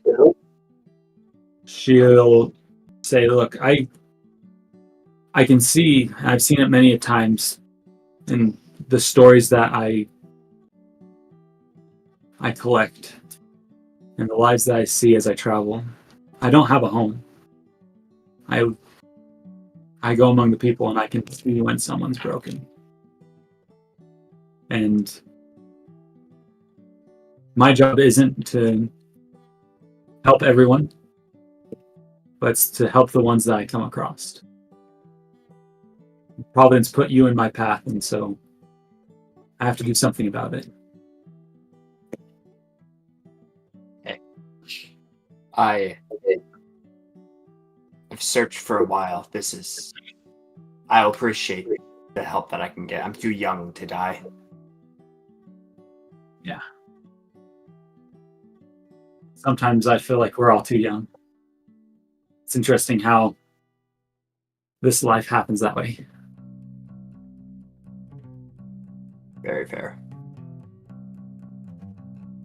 The other group, Adelaide, Opal, Pinky, Alia, and I'm going to put Ren with them as well. Where are you guys exploring? That's not one of them. No, I'm joking. You can go explore all the sneezes you want. Bless you, by the way. Thank you. Sorry about that. You're good. Say we're exploring the town. Just that's what people. Yeah, I was just wondering if you had any specific place that you wanted to check out. There's the barracks. There's a few houses. You saw Baron come out of the bar, and there's a general goods store. They said that they might go check out the office and then the mine. I think we'd probably say the barracks, because that's where the most people would be. Right? That's possibly the most. Right? Because you said there's only a few houses. For sure, you guys can go check out some of the barracks. As you go back to some of these and look around, you would also notice the dark shapes on the ground where you would assume someone would have been. Hey, Pinky. Does this look kind of familiar to the Havnok? Havnok was the location that you guys saw, like the shadow creatures that turned into the goo. Yeah. Havnok? I don't think so. I don't know. The first thing that crossed my mind is Do ghosts leave shadows? 'Cause that's what it kind of looks like to me. Oh, I want to check out the. As you go down and you touch it, you find that it's a little bit dried. It's almost kind of a flaky texture, but you find one spot that still feels kind of wet, a little cold.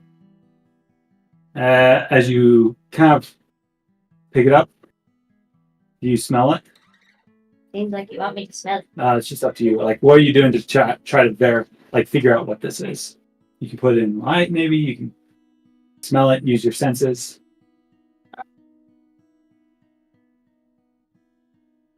I could do a waft. A waft? I'm not gonna sniff because chemistry lab you don't sniff, you waft. Yeah. As you waft this, it has kind of almost like a metallic tinge to it. Look to the light. As you hold it up to the light, you can see it's kind of a darkish, almost brown color. Do we have Philip the goat? What's his name? Philip? Where do you go? I don't think it's with us right now. He stayed at the lighthouse. He was like, the adventuring life was a little hard on him. Philip only lasts a couple sessions, realistically. Yeah. I was gonna have Philip taste it. Wait, You can't kill Philip. You just have to offer it to him in a slightly enticing way. Hey, Pinky, Strawberry jam. you're on taste. Chase. Why do you think it tastes Yeah. good? It might be black licorice. Can Wonderful. I I'm not look gonna lie. for I'm not gonna like take a that. journal Oh. or something like that? Maybe somebody had written down some type of like feeling that they might have been feeling. Like that makes sense. Yeah, for sure. What would you like me to roll for that? Do an investigation check. Okay.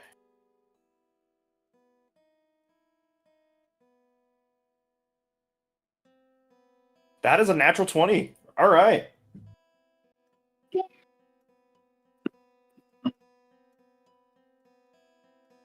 Man, Alia always rolls super good. like, whoa. It's crazy. So it's interesting.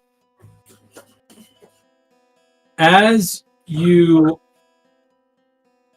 look around, oh my gosh, this a nat 20, man. Oh, you find the thing, not the thing that whatever happened, but you find a really, really good clue for sure.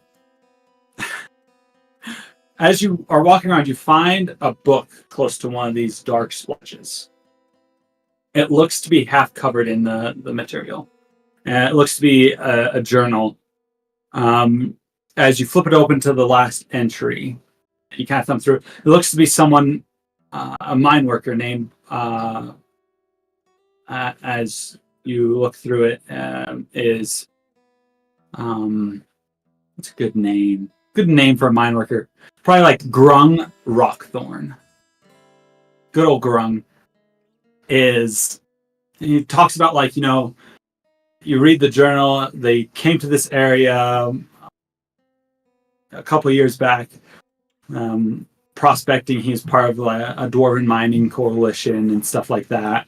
Talks about kind of informing the town and stuff like that, and how, the rock seems pretty good in this area, how they've been able to get some good yields. Talks about how they lost the vein for a couple months and they got a little nervous. As you kind of flip back to the last page, you see him. It starts basically the same as most every journal entry, but halfway through it, he's like, it stops in the middle of a sentence, and then underneath says, like, I'll even describe this. It says something along the lines of, "It's coming. I cannot move. Time itself has stopped. I see the people outside. One instant, the next they're gone. Bori is next. I can see him gone. I'm captured in it. I can see it moving now. Not just the flash, but its true form.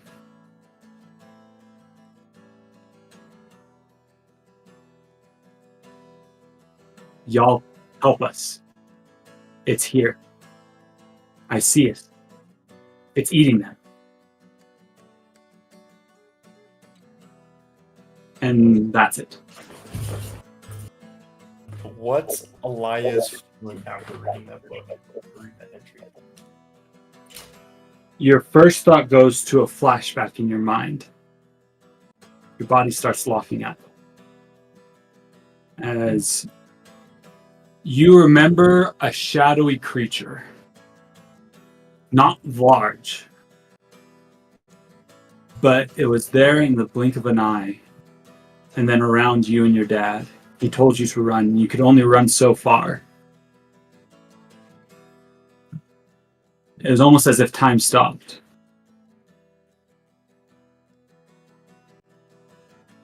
And then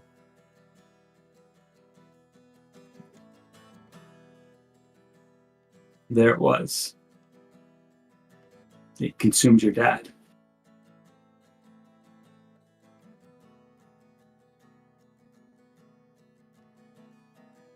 Oh boy. Oh, shucks. Yeah. I don't know how. I think Alia would just would.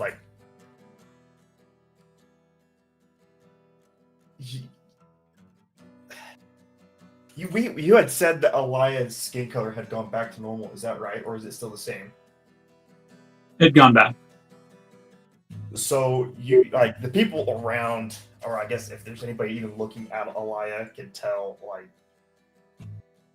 she's terrified.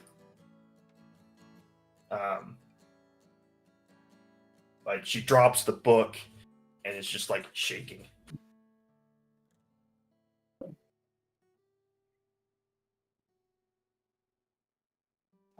Pinky, with dust halfway to her mouth, notices Alia because the book drops. She'll, kind of do the dog head to the side.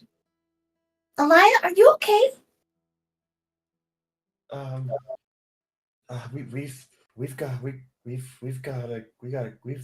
go. We can't stay here. Why not?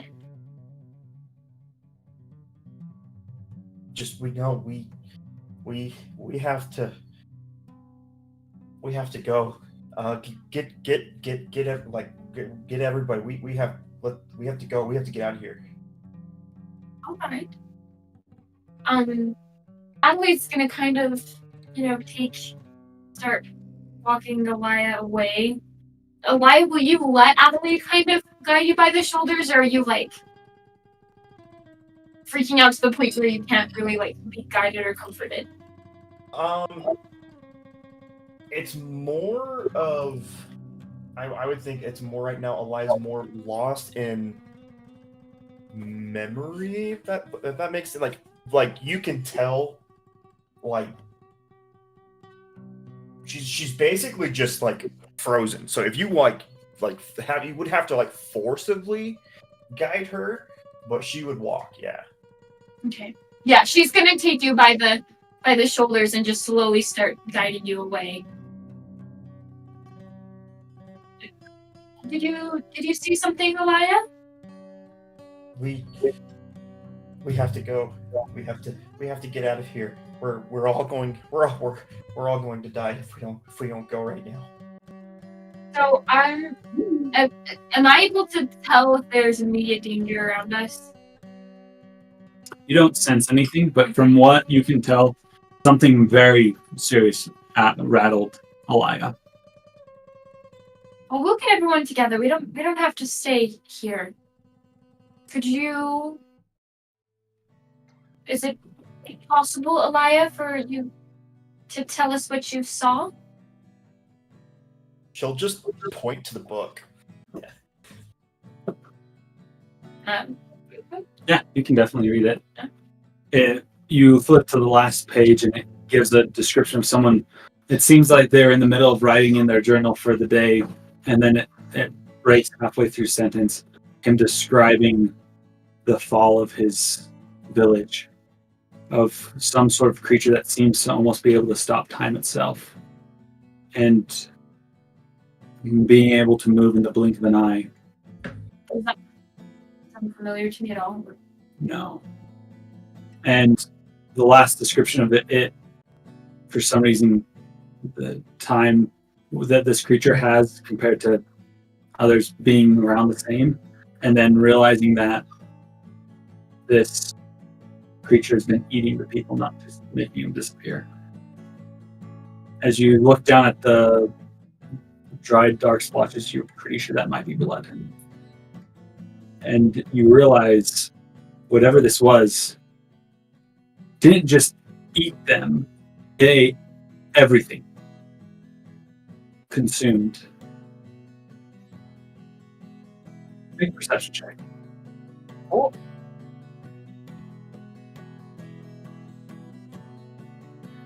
I'm trying.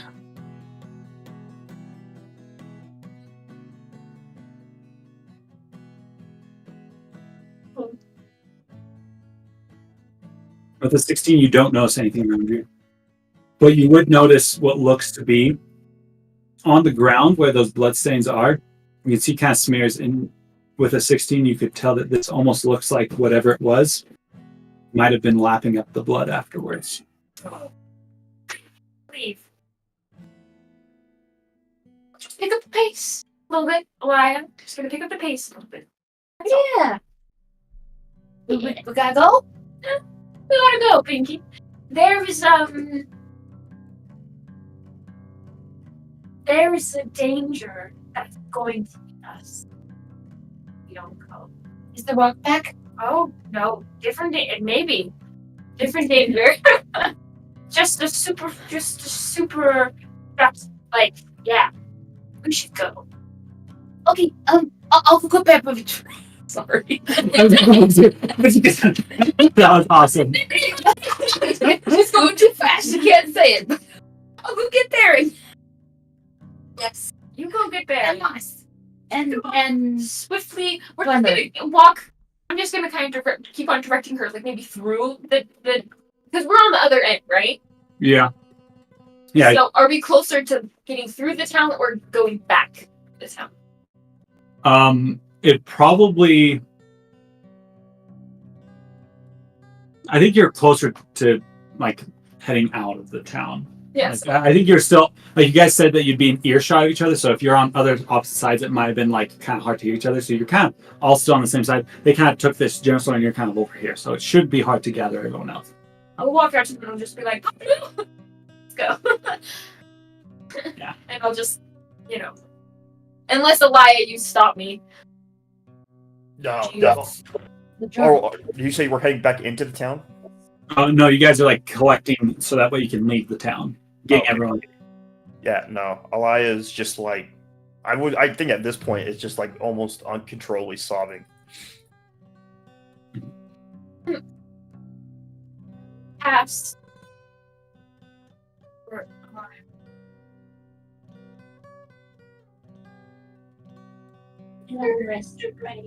Yes, but you still have it. And still have one level of exhaustion.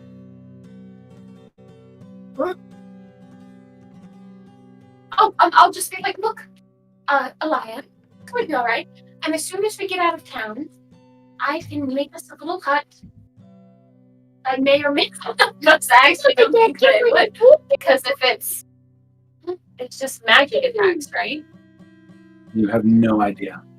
It'll be all right. We're just going to keep on moving, and we're just going to keep on moving, and we're just going to keep on moving after that. Baron, as you guys are looking around the office, Pinky bursts in through the door.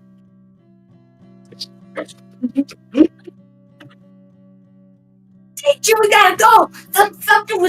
I don't know what's going on, but Adelaide said we really gotta go. And Alia is off a record. She is so scared. We gotta go. What's happened? I don't know. Alia's always scared. Well, let's go see what it is. I don't know. Been chilling.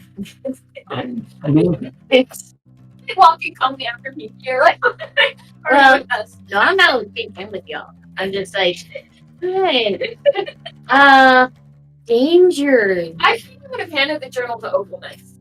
Uh-huh. I would have really been like, yeah, take this and then like, It's mine. You read the same description I. If you want to read the journal, you would get the same description as getting. Gwendolyn says, "Let's go see what this is about. Moss, we'll finish our conversation once we make sure everything is safe." Right. He's good. Okay. No, I get it. As you all walk out of the village, you gather up. What are y'all doing? So what's going on? Pinky said someone died or something, but I think it's clear a lot of people died, but we will also die if we remain here why? because there's some type of evil being that will turn us into these adults. Was that smoothie? What was that? That was none of the right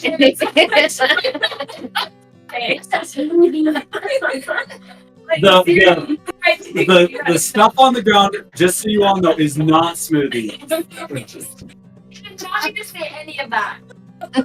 Oh my gosh, what's wrong with me? I was gonna refer to the journal. Fine. That's where you go with that. These words were correct. What's a smoothie? I mean, the journal.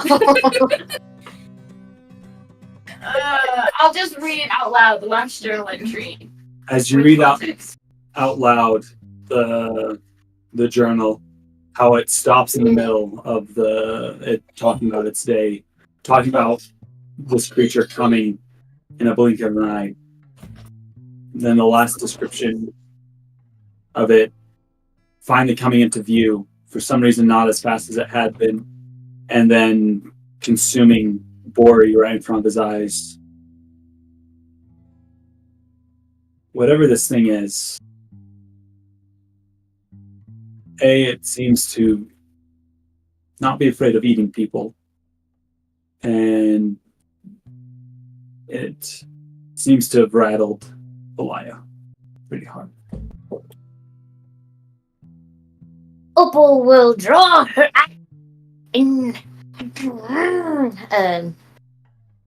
hold her action to hit something that may come.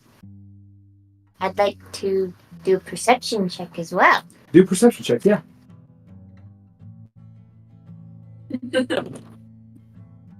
What was that? I meant investigation. Man, investigation, sure. Yeah, either one, it doesn't matter. Investigation is a 7. So, New dice. from what you can tell, it's either your senses can't perceive whatever this creature is, so it might be here, it might not, or it's gone. Let's hope the latter. Opal's gonna think she's just gonna be on guard as if something were hiding. Yeah. What are y'all doing? Has the fullness of the situation been? Oh yeah, you read the journal entry out loud. Yeah. Look at that, buddy. Well then, let's go for it.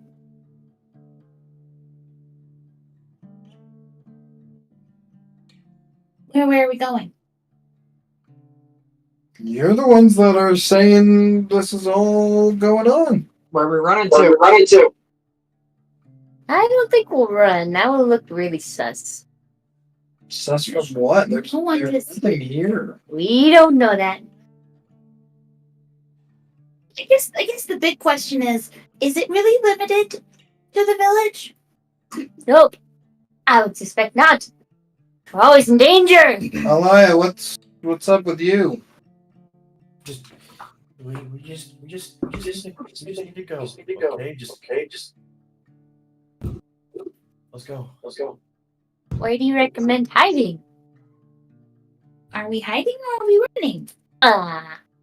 Taking a nap sometime. Yeah. Opal is still tired. Let's just. Well, we can move where? Do we not want to deal with this? I mean, isn't that kind of like our job? Is there no one left to protect? Well, I mean, again, is it really limited to the village? Oh, we're Let's just gonna get go it, elsewhere man. to get some food. We should lead it to a rock. Ah. Have it eat the rock. Oh, big turkey. Or maybe the rock will eat it. Let's just start That's all. looking. Either way, that gets rid of one beast, right? How? So, did we get any directions of anything nearby? Was there any map or anything? Did we find anything in the? I don't think you guys are there quite long enough to really get a good lay of the land that direction. Though you can see what looks to be a trail maybe heading along the path.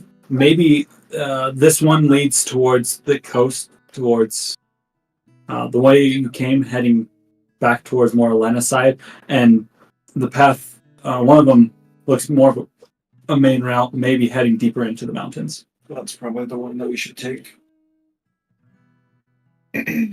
Well, come on then. Come on then. Come on. Start walking. As you guys start walking, Is Gwendolyn coming? she'll say, as she kind of has been listening to this and says to the rest of you, I am fairly concerned because something did happen to all of these townsfolk. But I'll be honest, I did a quick skim just for any sort of story like this, and I found nothing. At least not my shawl. There's some Tsigani that have them all the way down to their feet. Maybe they'd have something, but for me, I don't. Where would we find that? Wherever we'd find those Tsigani, we don't usually stay in one place. Can I do an insight check on Miss Ma'am? For sure. Don't I still have disadvantage? Yeah.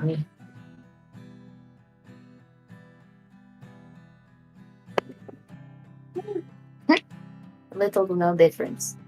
That is a 5. She seems trustworthy, and you guys have worked with her before, so Make the rolls. The red one. I'm just gonna keep walking. as you guys are heading out of the village, heading up the mountain or so, the lady Gwendolyn wants to say to you all, as we continue forward, I just want to let everyone know to be careful. A couple months back, a rock moved into the area and has been hunting over the savannah down below. So just figured I'd warn you. I think as long as we stay close to the ground in these... Wish we would have seen you earlier. Oh, what do you mean? Sorry. She got dropped by the rock. Oh, you faced the... It's like keep facing plan. I'm fine. Yeah. He's scanning the Well, I will say this. I'm very impressed that you are still all alive. That says something about your cut, which must be a little bit above the normal cloth. You can do it, Hayes. Isn't that what vigils are for? That's what the stories say, so yeah, I would say so. As you guys continue to walk, what pace are you going at? Just like a normal pace? I imagine We'll be going pretty quick. Alia is kind of leading this. Yeah. How hard's Alia pushing us? Alia is getting away almost as fast as she can. So anyway, we're hustling. Sounds good.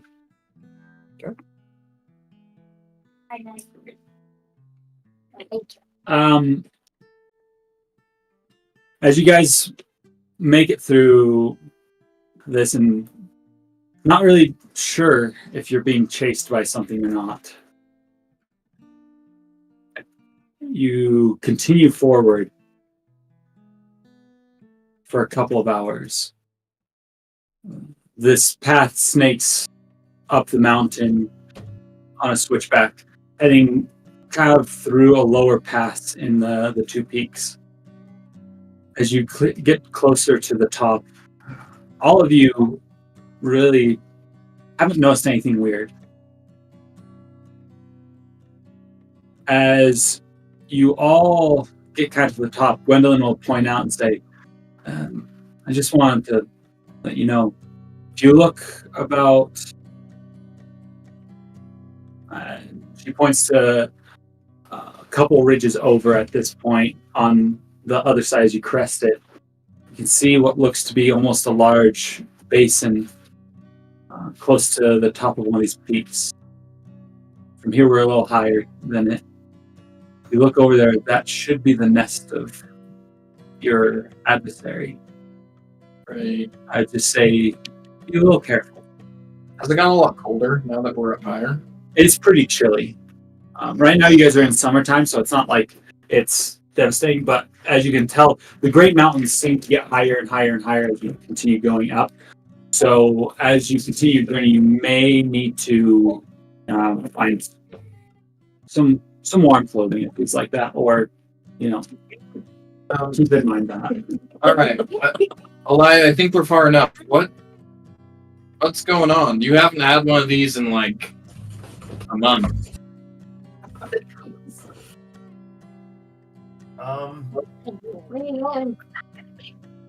Just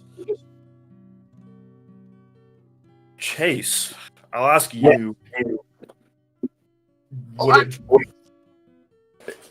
And this is just kind of, do you think Alia would have a sketch? Do you keep a journal? She does, yes. Yeah. I almost imagine it's the journal that you've kept since you were a little girl.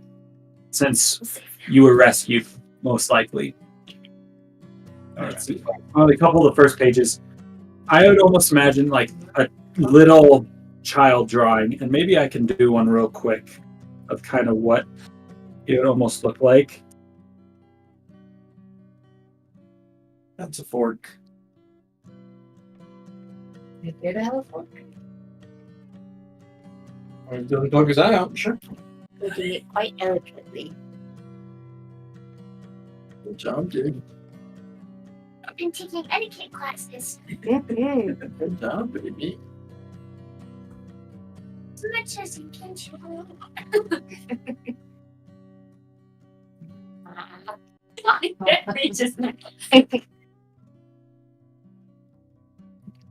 This is a very quick sketch, and Eli's is probably a little better. But it'd be something kind of along those lines. Something out of nightmares. Yeah, just something like a classic child nightmare. The horror movie of like the... Yeah. Oh, hey, don't I would say this. One thing that you remember, Alia, it wasn't that big. Whatever it wasn't like large. It was bigger than a normal man, but it wasn't like this huge, massive thing. It was just maybe a couple feet taller. And you remember it being shadowing with kind of those light eyes that reflect the light. That's why you jumped so hard, and you realize that now as you think about it, why you jumped so hard when you saw Gwendolyn for the first time. That's what I did. But Opal's too tired. Well, you weren't there for that. You were there when Gwendolyn was described when Alia first ran into her. Yeah. That's what I thought. But Opal's not having it today. I'd like someone to do a perception check. So do a perception check. Possible?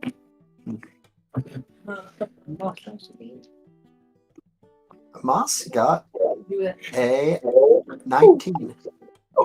So it might just be your paranoia from the prior days events and stuff like that. And, being on the run again reminds you of, the bird. You look over towards the nest and you see it sitting there. It seems to be nursing its wounds. It doesn't look in any shape to fly or come back. And it doesn't seem to have noticed you at all. With that, you notice something for just a second. With a 19, you barely catch it. As you look, the rock is sitting there, and something doesn't seem quite right. No. Just your inside intuition. Do you point some? There's something. It almost seems like the rock itself is, getting agitated by something. Do you point it out to your party? Yeah, Moss. Guys, everybody, stop. I know I've been out of it for a second, but something's off about the bird. The bird feels off. I feel off. Something's up. Hold on, Moss. Alia was showing us her picture. What bird? As he points out towards where the rock's nest is. You can see it almost like maybe 2 or 3 peaks over. You see you see for a moment as you all glance up, you see the bird kind of standing up, almost trying to make itself look big. And then in a blink of an eye, it's gone. The rock, gone. Only thing that you see and notice left is a large patch of blood. Where it was at. Patch of blood? It's a 200-foot sized bird. As the almost red hiker from where you're at starts running down that peak. It's a large bird. Like the rock just got John Cena. Yeah, Alia sees that and just just turns and runs.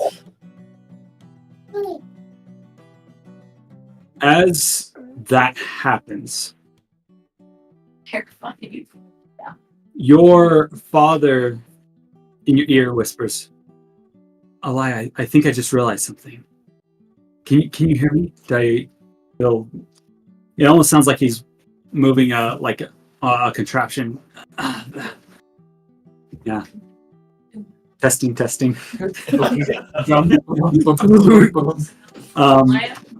Alia. I think Alia would respond just out loud and just be crying, just say yes. I think, just so you know, your cloaking protection, the things that I've said, it's still working, but it is close. I think you pumped enough magical energy into that bird that it recognized your scent.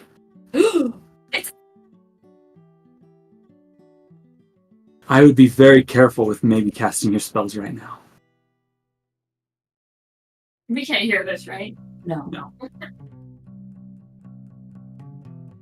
And yeah, Alia would she would just be nodding. She would still be running, but she would just nod and say, "Okay." Are you running on a path, or are you just like... I know, full-blown, just blind, total fear, running the opposite direction of where the bird was. Down mountains. Can you imagine, we know how big the bird is, to be Moss being the bird, and then we all look, and then the bird is gone, and then we see this, that's so blood. terrifying. So scary. Because that's such a big creature to like not even like gone. That's so scary. I'm running. Yeah, I feel like at that point we're all like, oh shoot, like we're out of there. Like, Moss Moss is wild shaping into a wolf just to get those extra legs. Yeah. is praying loudly. The first time in forever. Prays daily, but I mean like This one's with the heart out loud. She's praying, you know. She ain't praying, she's praying. yeah. So His first thought was hide, and then everyone started looking at shit. What the hell? Pinky's the only one that has the best chance of survival right now because you can just fly. This is my stress. Hey, what are you doing? Begging things for me. Yes, he's begging. So, quick question for the group, not necessarily in D&D. How late can you guys go? I want to finish up around maybe 9:30. Is that too late, or is that too far past? Spring break I know for the- the element, so I don't have work. Is that okay? Yeah, if we aim for that, that should work for me. So, like around 45 more minutes, we should be done. As you all start running back down towards the mountain,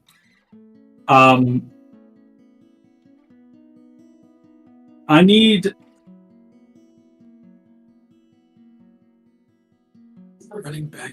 as I would say this, as you guys turn to run, you would notice as this happens, you would see Gwendolyn like touch her fingers to her head and pulls out what looks to be a strand. As she feeds it out of kind of from her temple, you can see it is almost like a translucent, softly glowing color. As she pulls it out, she'll tuck it into a bag next to her, like that she has on her side, like a little pouch, and she starts running too. Oh, is she preserving the memory so that whenever someone else finds it, they can? Oh, that's so cool. Yeah. Are we running back towards that town? or- Yes. If you head back down mountain, that's where you will be be. where we're going. Okay.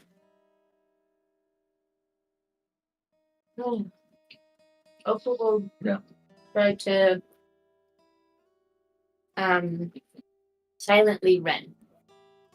Like grandma walk, but silent. Grandma speed walking. As I don't want to make a lot of sound.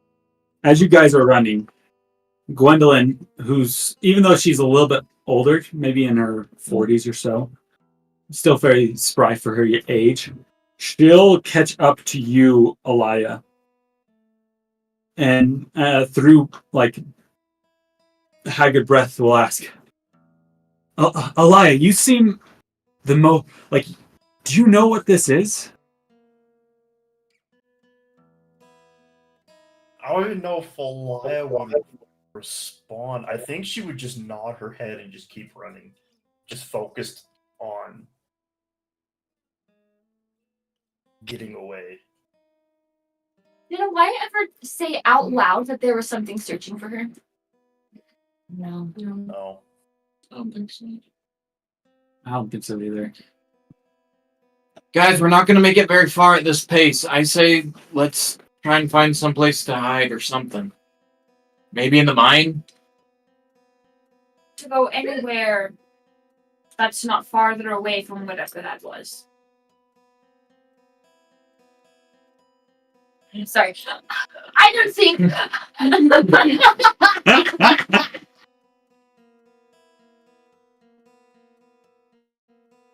Eventually, No.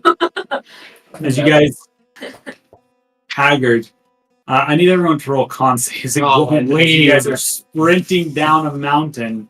Dude, our Save, though, is not with Stay disadvantage, down. though. legs. It's not with disadvantage because it's a saving throw. Let's go. It's next to a 20. Wow. Saving. 12. 12, 10. I got That's 7. 7. All right. As you guys reach the bottom of the hill, Those who rolled a 10 and lower receive an extra point of exhaustion. Yeah, that's the biggest reason is you guys haven't been able to catch your breath yet, and so being able doing a full sprint after not sleeping for like a day prior and still having a level of exhaustion, it kind of expedites it. So for those that don't have any exhaustion and are like a wolf, and You're roll okay, cool. On my second level? Weird. Yeah, you're second level, which means that your speed is half I was doing it anyways. If anyone is not, yeah. if you're at second. Well, I need to be quiet anyways. Gwendolyn say the nice thing about the mine is it's at least cover. Close by and we can catch her. It looks like some people are slowing down. I can guide us in the mine. You've been in mines before? Long story, but yeah. Okay. Pinky is going to fly up, get a bird's eye view, and try and see if she can spot anything. Make a perception check. Disadvantage. Disadvantage. No. That's a 3. You don't see anything. Yeah, no. Poor Pinky. Not been helpful.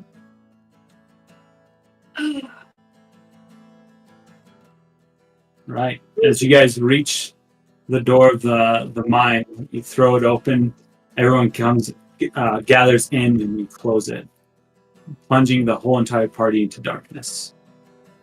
It's almost suffocating after being out in the bright, direct sunlight for so long. Plunging yourself into this almost reminds you of having to, be consumed yourself. The mountain itself is taking you and making it a part of you. And while the darkness is pervasive, you hope that wooden door at least gives you some protection to whatever that is. Does anyone have any lights? Light. Yeah, as Yeah. you cast light. What do you cast it on, by the way? Baron. Baron. Right on his forehead. And I also get ready alarm. Yeah, for sure. Yeah. You'll take. Will you catch it as a ritual?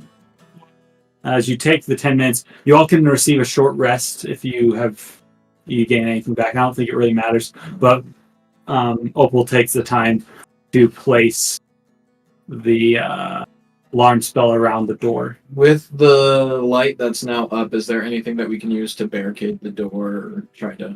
Yeah, so this first little area seems to be almost like a surplus room. You can see what looks to be tools, shelves, and things like that. Some mine carts that are filled with unprocessed ore, kind of leading to the door. You can see where the tracks kind of lead out. You think that might not make a bad barricade as well, if you're able to kind of gather things up and put it between you and it.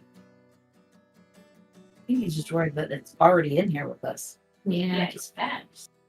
It's invisible. Maybe. Yeah. I say let's barricade the door and then we can figure out where we want to go from here. I have see invisibility. For sure. What does that mean? It allows you to see invisible things. Can I? Let's see. I do too. For the duration, 1 action, 1 hour. 1 hour. Should we? And then take after shifts? that, yeah, I Okay. could use it too. So should I cast it now? If you'd like to.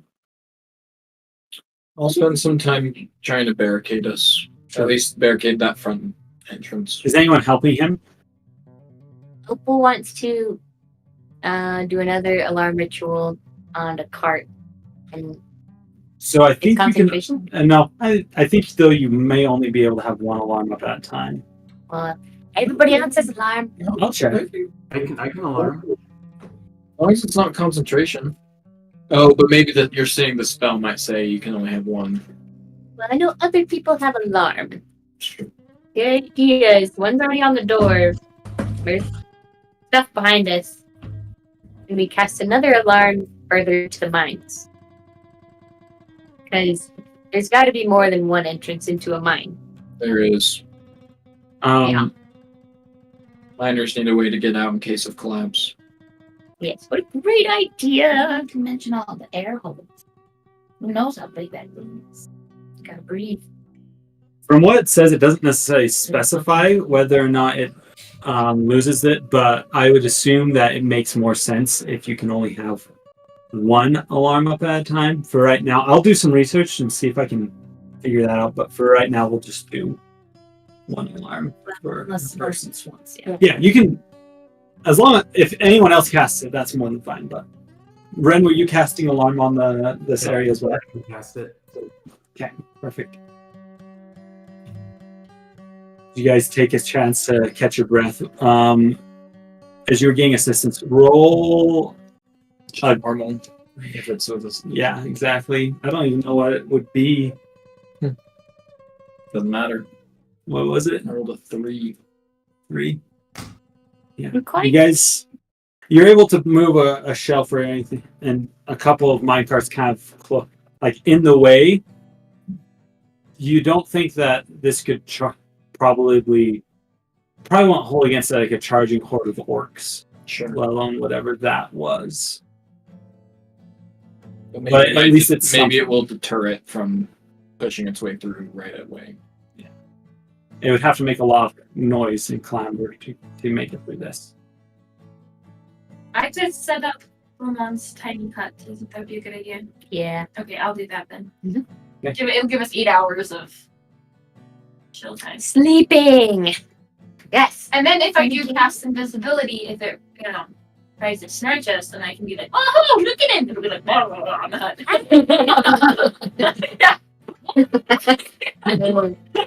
Everything's so good.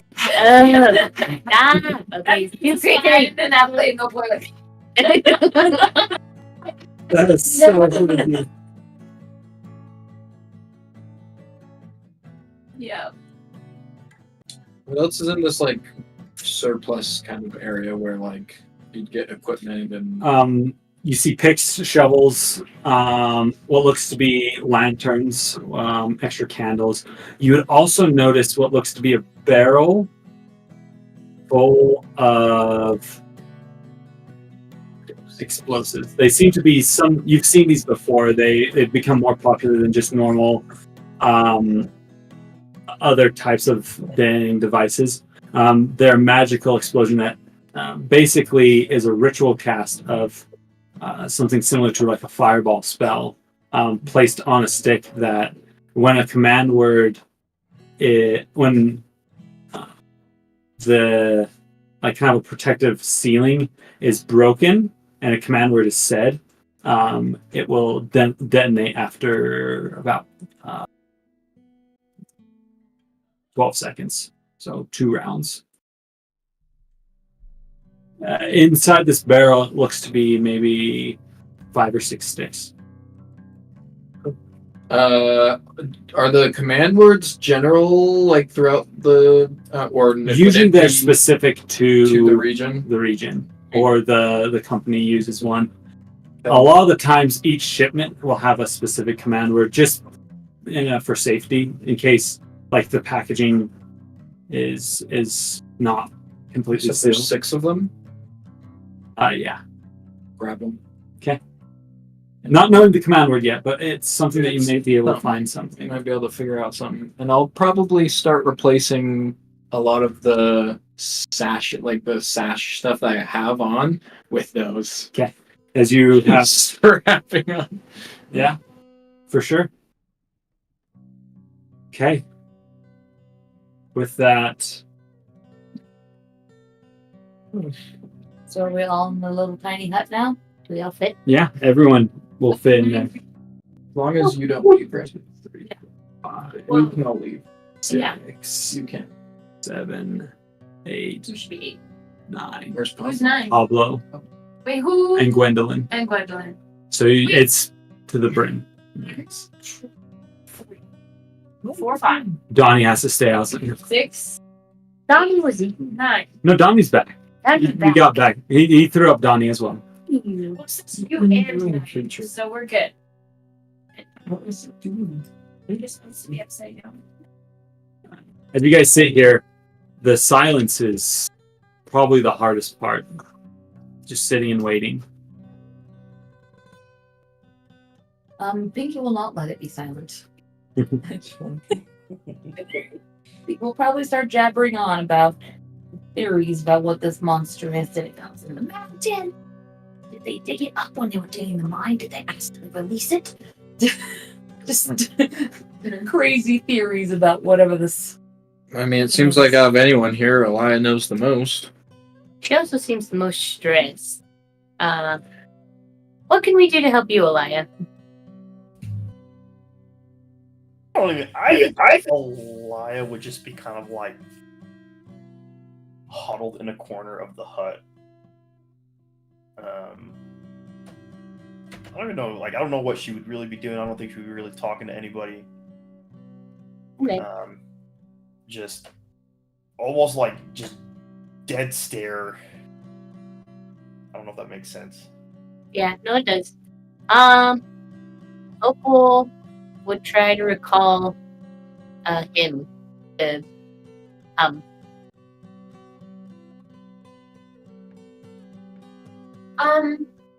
I'll go ahead and pull out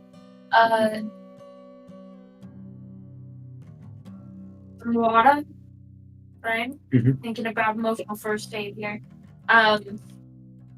Alia, Adelaide's gonna bring some water to you, and she's gonna lift it up to your lips so she's helping you drink. And then she's gonna be like, Alia, do you think if I asked you some yes or no questions, you could give me some answers? The Sure. more answers that we get, the safer we'll be. She would shake her head, just nod. Wait, shake your nod. She would nod. Nod, okay. Do you know more about this creature than what was in the journal? She would nod. Have you met this creature before? She would visibly shudder and nod. The same creature? Or is What it was a that? family? Is it the exact same creature? Or is it like a cousin? Like a distant cousin, like 2 times removed. Is this a creature, or is it just a creature that looks like another? She would. Just a weird uncle of the one that. She Alright, would mumble. It's him. Or it's it. Is this involving your dad, perhaps? She would nod. Yeah. Alia, you're being so brave. And because you've gotten more information than we thought we did, and I think that we can make it out of this. Were you able to escape this creature before? Alia would sit up and just look at you and just be like, in all honesty, I don't know. That's all right. Keep drinking the water.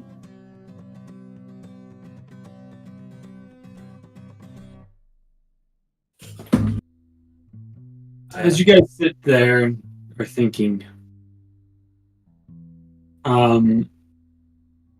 you see Gwendolyn's taken off her shawl, and she's kind of sorting through meticulously thread by thread at a time, tracing along it, kind of just mumbling to herself. Her kind of darker auburn hair kind of strewn across her shoulders. She's someone that, as you look at her, you'd assume that she was probably quite pretty in her youth, but the age of, having aged and traveled probably almost all of her life, never really stopping in one place, has weathered her, almost as like a marble statue, sometimes, while still beautiful, weathers to a storm. The wrinkles show a little bit stronger, and her eyes seem a little bit more tired as she traces each and every one of these. She stops on one And then continues going. She seems to be searching, maybe for anything that could help in this situation.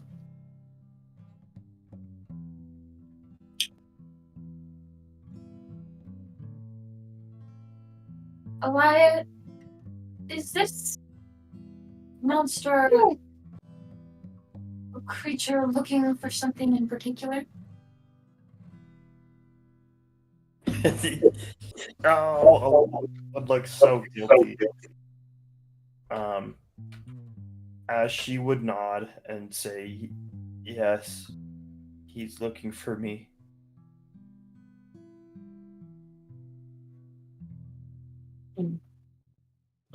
Why?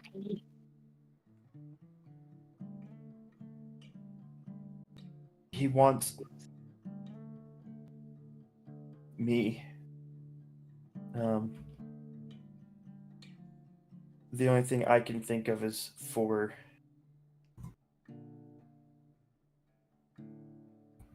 the stuff my dad created to keep me alive.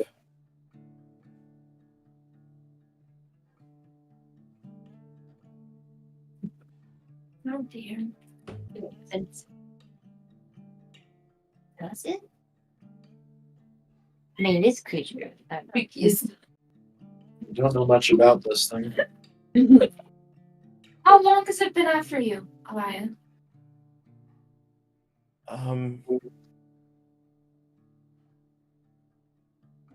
The moment it killed my dad. Is this why your mother didn't want you to be a vigil? I think so, yeah.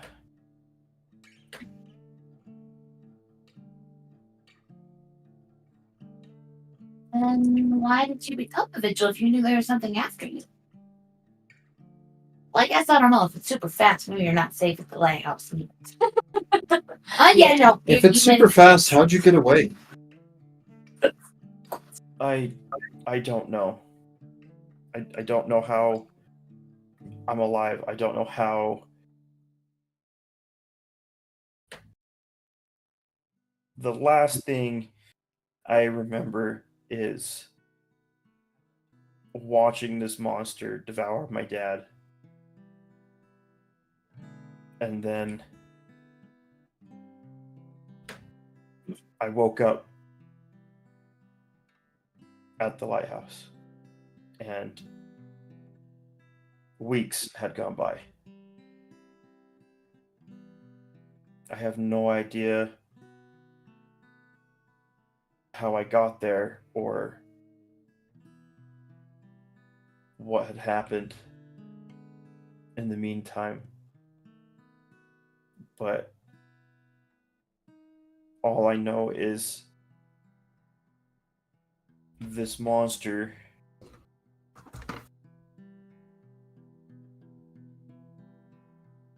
slows its enemies and then devours them, and not all at once. It's a very slow and methodical. It's drawn out because you are trapped in its time.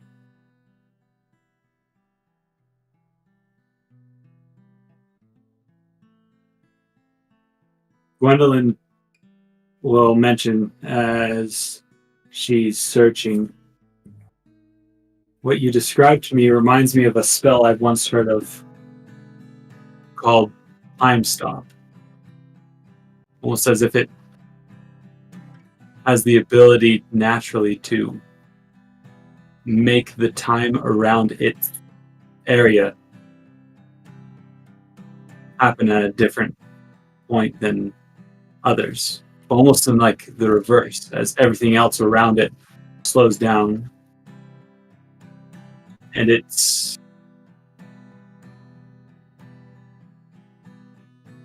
when it's going at some normal pace. I don't know if that makes any sense. So theoretically, We could have 8 hours in here, but really it could be 8 minutes because he's slow. I don't know. Wrong way, I guess. So maybe if it slowed us down, we would have like 16 hours. I don't know. Piggy's trying to make sense of this whole time thing. She's not getting it. It's almost like whatever it is has more control over time than any wizard I've ever heard of. It could very well be. Power like that sometimes taints humans, making them into monsters. In a lot of ways, it can be its own curse. Some of the heaviest ones to bear. Well, whatever it is, at some point we're going to have to deal with it. Maybe not us, but someone will. Well, yes, us. I mean, it's been hunting Alia for this long. There's only one thing left to do, and that is to take care of it. I'll be honest, I've been around for a very long time. I've learned a lot, and I don't think 10 of me could take that thing out. And looking at our group here, you're all very tired and very broken, beaten. I think we, at this moment, are better off turning tail and running and hoping that we never see this thing again. And hoping if it does come that we are in a position where we are a lot more than what we are now. It'll be us equipped with the skull taker. Another thing that takes your noggin across. Ooh, why The skull. That is a group. She has no idea what you're talking about, but for me, that's like, yeah, that's awesome. I love that magic item. I haven't found a use for it. Don't touch it. It takes your skull. You have like gloves on. Here, you throw it at the creature. If only it were that easy. We could split up. Say that again. We could split up. What a great idea! I disagree. Realistically, if we're all together and it gets to us, we're all dead. But if we split up in different directions, raises the odds of the whole party making it out. Well, if you're going by that logic, and it just, and I don't agree with this at all, but it's after Alia. So, if we really wanted to live, which I don't agree with, but I'm just saying that whatever party members live with Alia would die. She makes a good point. Split the party. Oh, I thought you were going to say send the lion alone. No! No, we're not sending Alia I alone. like Alia too much to kill her. Alia, we're not leaving you. We're staying right here with you. We're going to figure this out. Let's make plans to get out of here quickly. And I mean, if it's after her, it's gotta have a reason, right? You don't just, well, yeah. Something about what she is, right? Something about killing her father. So once she gets Alia, whatever mechanical, whatever's inside Alia might make it more powerful. So. I'm a Chase. Yes. For the magic word commander, is that something that I could find on these sticks, or would I need to search the area? Maybe You probably have to search the area. The one place that you would definitely know where it would be is most likely at that office where you'd been. They'd probably keep that on file. If you found the shipment number on the crate and compared it to the logs. I'll look around in here and just maybe by luck there's something. Do a perception check. Just because of miners leave stuff. Write down the word somewhere. Yeah, there may not be the brightest stuff, but I might go outside of our little bubble and just look in our little area. For sure. Is that with disadvantage because I'm the thing? Yeah, because you're still the thing. Got that 20. Ooh. It's like what would it be? Investigation. 5. No sticks. Not able to find it.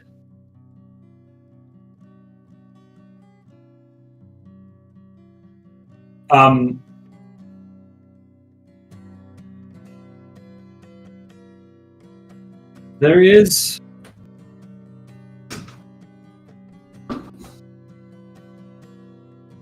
Adelaide, how long does the spell last?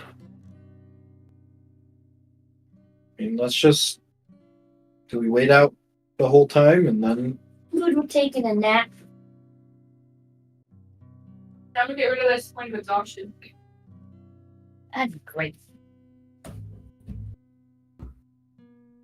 That'd be cute. My job. I mean, if we rest, we risk the chance of it possibly finding us. True. If I don't cast any magic, it should have a hard time. Alright. You be a muggle. You do nothing. Grounded from your magic. Harry Potter. I've heard dwarves use that term. Muggles? Muggles? What term? What? Alright. Anyway. Grounded from your magic. Anywho, so at this moment, Gwendolyn will say, I do have one option that might work. At this moment, as you guys are all sitting around, Alia, your necklace starts to blink. Blink? Your Vigil medallion. It's like the Iron Giant. Yeah.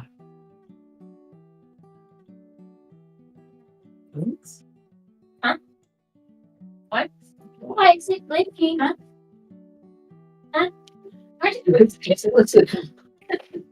You would know that this blinking is basically a transmission from the HQ of the lighthouse, from the lighthouse, calling you back for most likely a mission.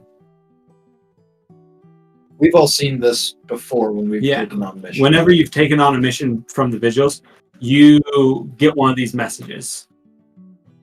But Elias is the only one that's blinking right now.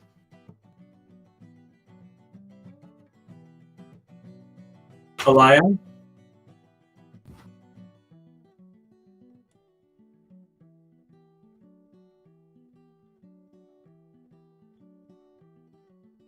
As you think about it,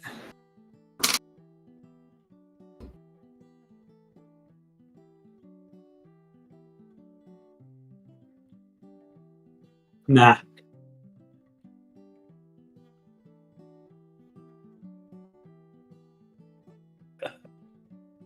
Nah. I'll save that. Gwendolyn will say, I have in my possession a scroll. It's a scroll of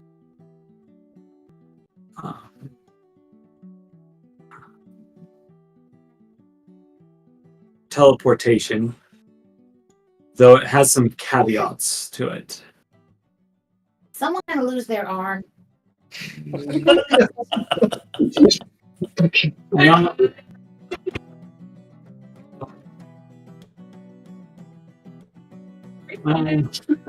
What'd you get? Did you hear that, Kyle? I heard it. I heard it. She'll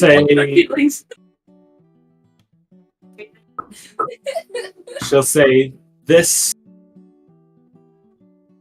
scroll is only able to be used for one person and it only goes to one location. I wonder if we send Alia on her own far away from here, it might give you some distance. Because you've been casting your magic prior.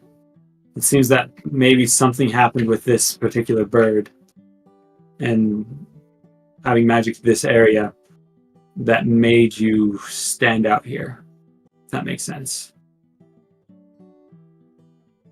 I think if we're able to get maybe Alia far enough away from us, it might save us. Great idea. What is it? It's a scroll that I have. It's a one-use item. Yes. What will it do for Alia? For Alia, it would teleport her to...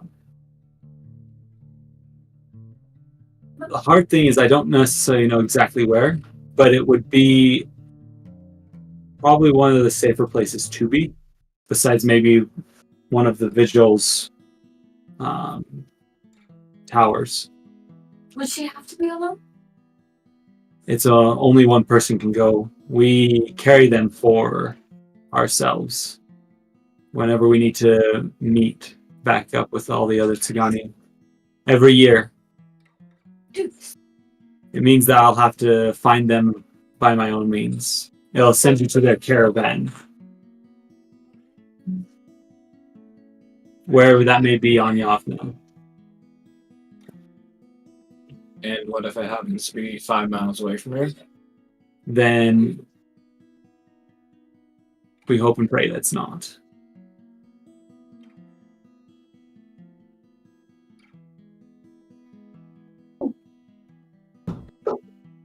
But wouldn't it still think that Alia is potentially around this location, regardless of...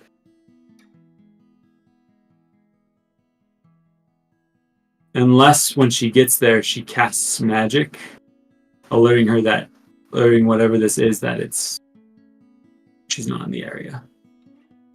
Do you think it can sense that far? It sensed her here. I don't know how far it was last time it had been tracking her. Maybe it will. It's an option. The rest of us waited out until the storm blows over.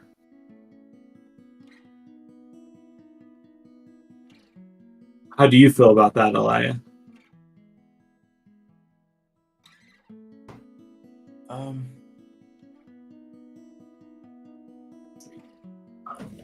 Oh, Alia would be just tears, man. She would. If you don't use it, I suggest one of us do, because it's the only fire way of surviving this. I think the odd that gives us the most potential of all of us living is having Alia go. But I also recognize that's also the most risky. Could mean that all of us die.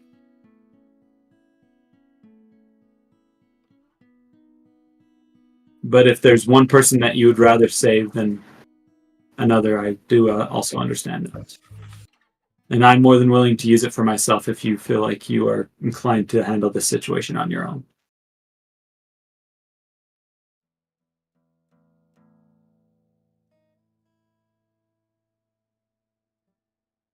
I mean, if it means that potentially everybody gets to live, then I say we should do it. Alia, wherever you ended up, do you think that you'd be able to find like a visual outpost? I think so. One thing I would suggest, if you are going to the Tsigani caravan, there's a lot of people there that are a lot more wise than I am, who may know things. I would suggest picking their brains and maybe even looking for ways to mask yourself. Maybe your magic has become too potent, something that it can smell easily. See if there might be a way of changing it, changing your scent. Just as a hunter would to keep its prey from recognizing it. This would be the opposite. Okay. Yeah, I'll take it, and I will I'll go. You don't have to, Alia. I'm not gonna put you guys in danger. So, it's okay. I'm sorry to do this to you. I don't want to make you have to leave your friends. No, it's for the best. I mean, it hasn't found us yet. Maybe it's already moved on. Did you have your see invisibility spell up? No! With the necklace, It's like standing like Just in the corner, just like staring. just like right outside of the and as you look up and you notice the necklace on Alia still blinking, you would see what looks to be maybe the shadow of a figure right on the edge of the light. Did none of the alarms go off? It's on the other side of the cave. We put one on both sides, didn't we? Yeah, we did. It looks like I guess I would say it's right on the edge of that. Like it almost sensed the magic and stopped right there. Because I also have dark vision. Yeah, I could- You have huge dark vision. you would see what looks to be a figure very reminiscent of humanoid shape, though missing features. You need to go, and I think you need to go now. And she's gonna reach into her pocket, and she's gonna take out her little bookie book, and she's gonna write down the information for the brighter household. And I'm just gonna fold it up, Alia, and I'm just gonna put it in your hands, and I'm gonna be like, you need to go now. It's here. We'll find you again, but you need to go. Okay. As Gwendolyn kind of looks over her shoulder, grabbing out this small little scroll, she says, "When you get there, tell them that Gwendolyn Iversbane sent you, and ask for wise Tulil Havuli. He will help you." Okay. Will you say that name one more time? Wise Tulil Havuli. Havali. We have a note taker. Havali. Heavily? Emily's crying a little bit. She's like, don't use your magic. And Wise. we're gonna find you a disguise.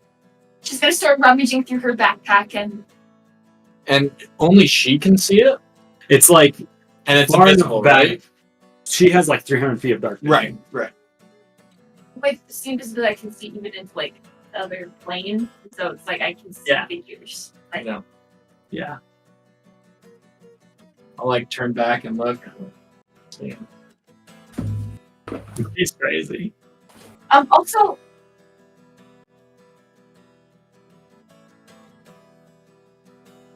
oh yeah, okay. We will give something to Alia. For sure. They're just gonna be these little earrings that match the bracelet that she bought her like forever ago.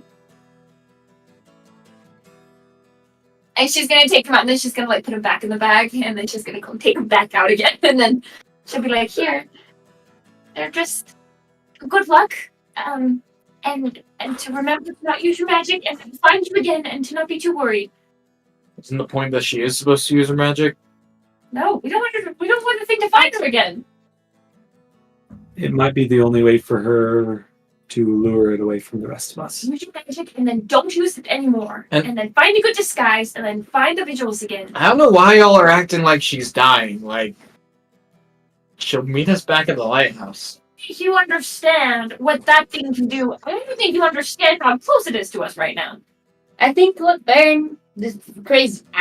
I'm tired, so exhausted. Don't know what's coming out of my mouth. I think what Baron is trying to say is that we trust her to live. Even if he's not, I'm putting the words in his mouth. That's what he's saying. Close enough. Alright, we trust you to live, Alia. Be safe. Before Alia leaves, she's going to give Adelaide her fridge bag. And just be like, I know you like cold water, and I know this will keep water nice and cold and fresh.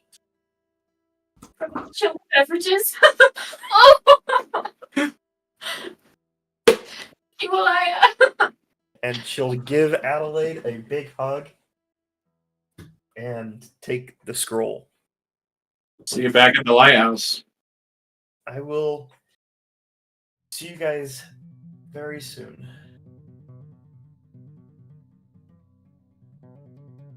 With that, as you unfurl the scroll, Ren, your alarm goes off.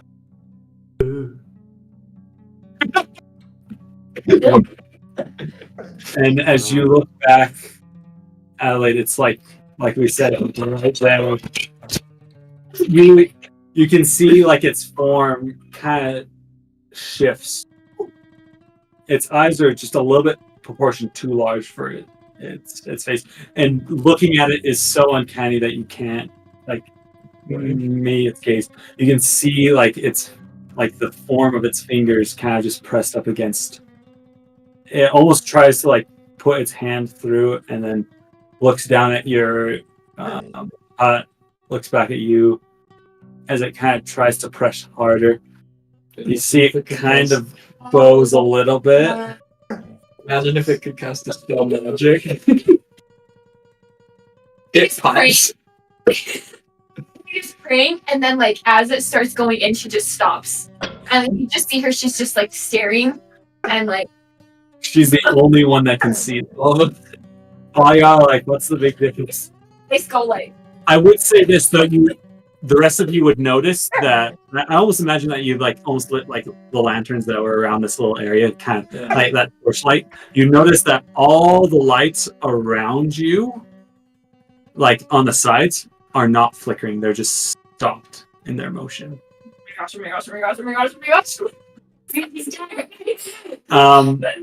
As you unfurl the scroll, Alia, and as you read it, you feel your body, and you'd see a circle around you of arcane energy start to form.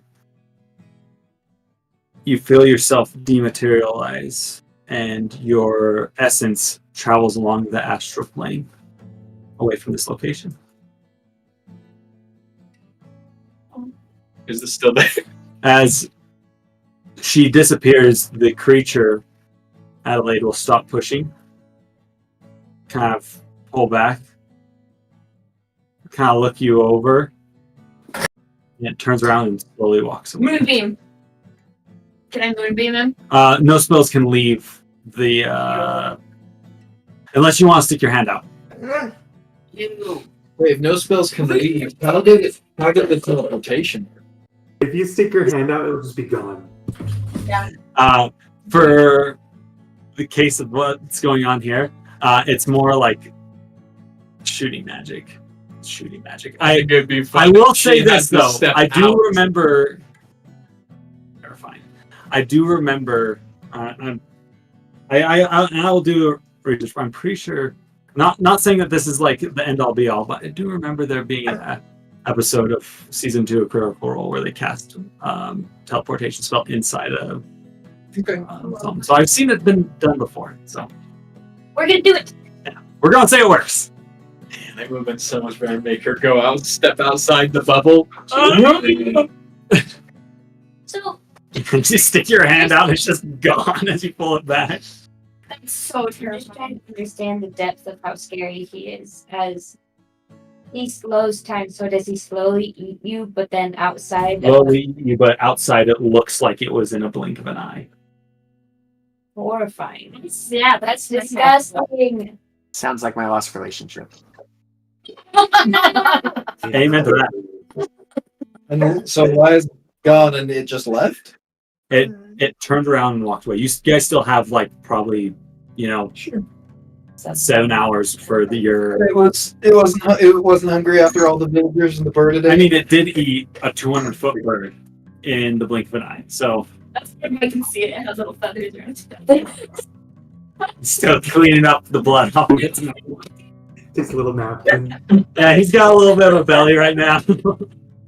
Well, After a little while, I feel like y'all just sit there in silence for a while. He's gonna need to go to Therapy. therapy. I don't know if you'll be able to sleep. Baron's fine. Baron's fine. Think you I don't didn't think see it. Adelaide Yeah, will be able to I sleep. think you didn't see it. So I will say this though, as you all are eventually get to the point, I almost imagine it's like the next day. Like as soon as the bubble dropped, you probably recast Leomund's tiny hut and just spent like a whole day just chilling out in this area. I would say that you guys, if you wait long enough, you would have all been able to recover your I think that's the plan. We want your exhaustion. I would have gone out maybe the first day. to go potty. Go potty. Maybe go There's any see more alcohol? around. For sure. We'll get to that, but there's something I gotta do before that. As eventually though you guys get closure, you feel like, okay, we haven't seen it in, over a day. It's probably gone. Gwendolyn will turn to you all and says, you guys gave me a lot of memories for this trip. I hope that I won't have to look at them anytime soon. Moss, you and I need to have a conversation. I think like I said, there's a way I might be able to help you. Okay. If it's all right with you, would you be willing to travel with me somewhere? I think there's a way that we could solve both your issues. And the idea would be to, in a sense, get you a new body. I've heard of it This is the first time that you guys are all hearing about any of this. And I'm on the phone. We're all like, I think it would so work confused. because both of your afflictions have to deal with your body, not your mind. Your soul is still the same age. If we can get you a body like your own, your body, but a new one, it might be able to fix your ailments. Beast needs with a kissy kiss. Moss is gonna turn and look at the rest of the party and then look back at Gwendolyn and be like, I always did want to add a couple feet to my height, if you know what I'm saying. We'll see what we can do. I just have a rumor. I think we need to travel deep into the Rovine. Alright, Moss was trying to be like, hey, I have some issues I gotta address. Baron can fill you in. But I think I'm gonna head with you. I can't delay this any longer. Perfect. Where's Mickey's backstory?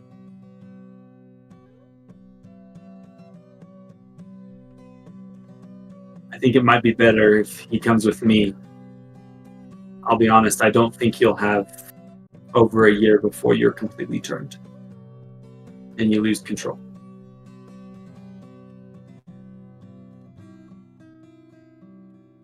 And that's being generous.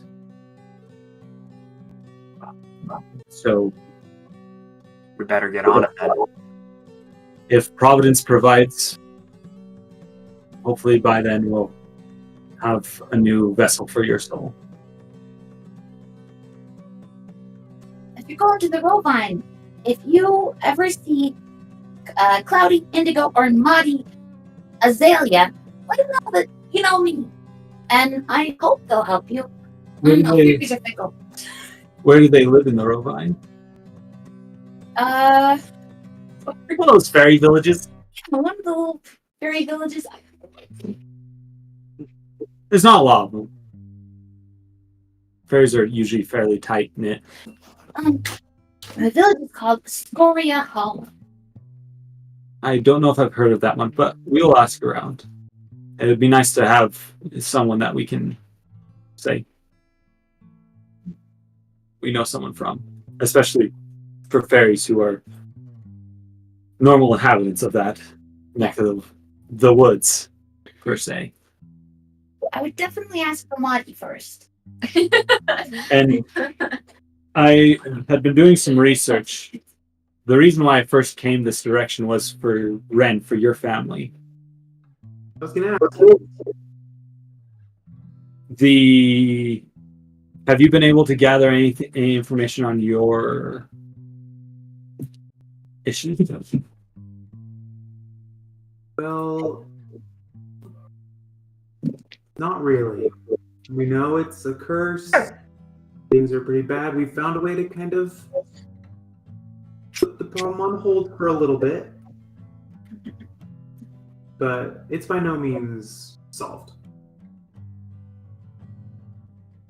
Well, Providence will provide a way.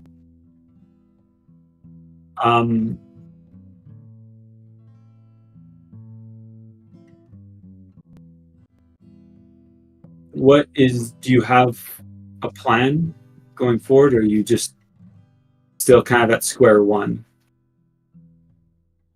Or two, I think.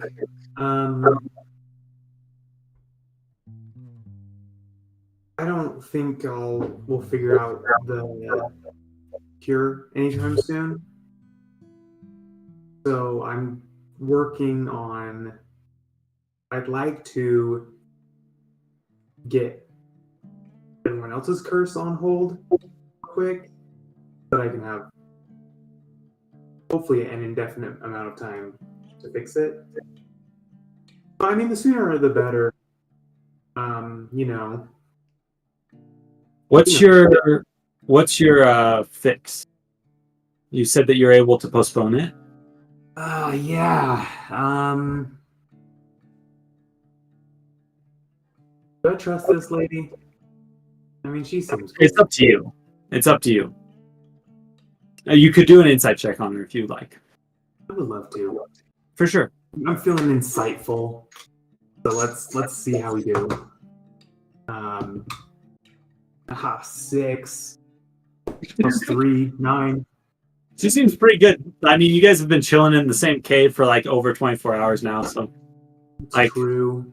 She's like been telling you about like, you know, the ancient blood wars that were on Yavna and how the Rovine was first formed due to a rip in, you know, space and time, how the Feywild crossed over in a certain portion, and Just nerd stuff, honestly. just nerd stuff. You kind of, after a couple of like zone out, you're like, whatever. I will say,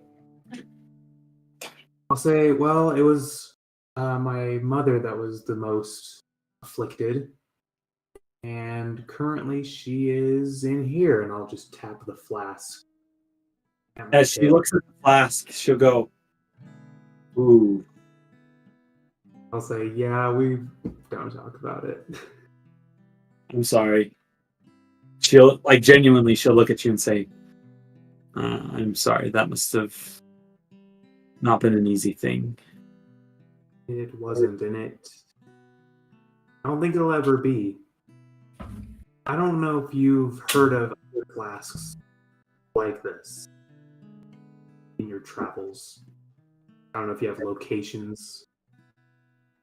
Drop a pin, you know. I think that you already have probably the most easy access to one in your party. These are made by the Triquetra 4, specifically capturing extraplanar entities. if you're looking for more of these, that's probably where I would start. Yeah. Yeah. What I was afraid of. I just feel like, and I'll like look at Opal. I'm like, I don't know if the Tricrutcher will just freely give these away. You know, everyone coming to imprison their family. You know, for a good cause, obviously. But so, well, cool. Thank you very much for your help. You've been in this region for a while, right? Yeah. Have you ever heard of Ren? What was that person's name that we're looking for? Oh yeah! Oh my gosh! Yes. No. This is what I was going to ask you. Boy! The thing that I'm trying to live. Yeah, I was like, oh my gosh. We're looking for potentially an elf, maybe old, who lives in the Grey Mountains and is a descendant of someone that was afflicted with a similar curse as my family is. I mean, you talk to people around here. You've been talking to people around here for, I don't know, a couple months, right? I don't know if you've heard anyone like that. I would say your best bet, Grey Mountains and Elves, would be the Temple of Umbre. It's close to Coldstone. It's a. Yes, we're going. We're going home. It's an elf colony up in the mountains dedicated to the god of knowledge. They might be able to help you out more. That's awesome. Thank you very much. For sure. Well, Masa, you ready to get going? Well, it's been fun. This is really sad. We're losing two party members. Honestly, it's probably for the best. I think he's glaring. One of us would have ended up dead one way or another, I bet. And we all know it's you, Baron. All right, let's head out. We'll see you all around. Be safe out there. I'm gonna give the same little information, little paper to Moss too, like for the brighter households. Can I inside? Kind of like it just give you like a little like. Yeah, you can insight check, Baron. I don't have exhaustion anymore, right? It doesn't have to do with the lion. Oh no. That's a 7, so Something about guy things, you an know. offhand comment that seems Yeah. a little weird to Pinky. Boys are Maybe it weird. doesn't think so. Yeah. No idea. It's just so sad. Very males are a lot different than every Both. other race. As you all exit the mine, Moss and Gwendolyn go a different direction as the rest of the party heads deeper into the mountains. And with that, we'll call it for tonight. Sorry we went a little over than what we were planning. I meant to get done by 9:30, but No stress. My goodness. That was a lot. Jam packed That into was one the session. scariest. That was the scariest little story ever. That was so spooky. Did your feet hurt? Yeah, that was so You terrifying. can know it got spooky if her feet hurt. Okay, no, you guys, can you imagine? Like that's so scary. That's so No, that scary. is scary. I was like shaking in my I boots. cannot wait till we have to fight that thing. We know it's coming at It's some so point. wild. that was I needed to tie up a little bit of Moss and Alia's story, so that way at least a little bit more was introduced before we leave those characters for a little bit. Or Alia. Fair. For some reason, I always thought that the thing chasing Alia was like a minotaur. Why did I always think that? No, a lot worse. Like Alia's dad was basically like a level 20 like Celeb. adventurer. Like super high level at least. Hey, I might And just send this off real like quick. just ate him. Good. Doesn't happen.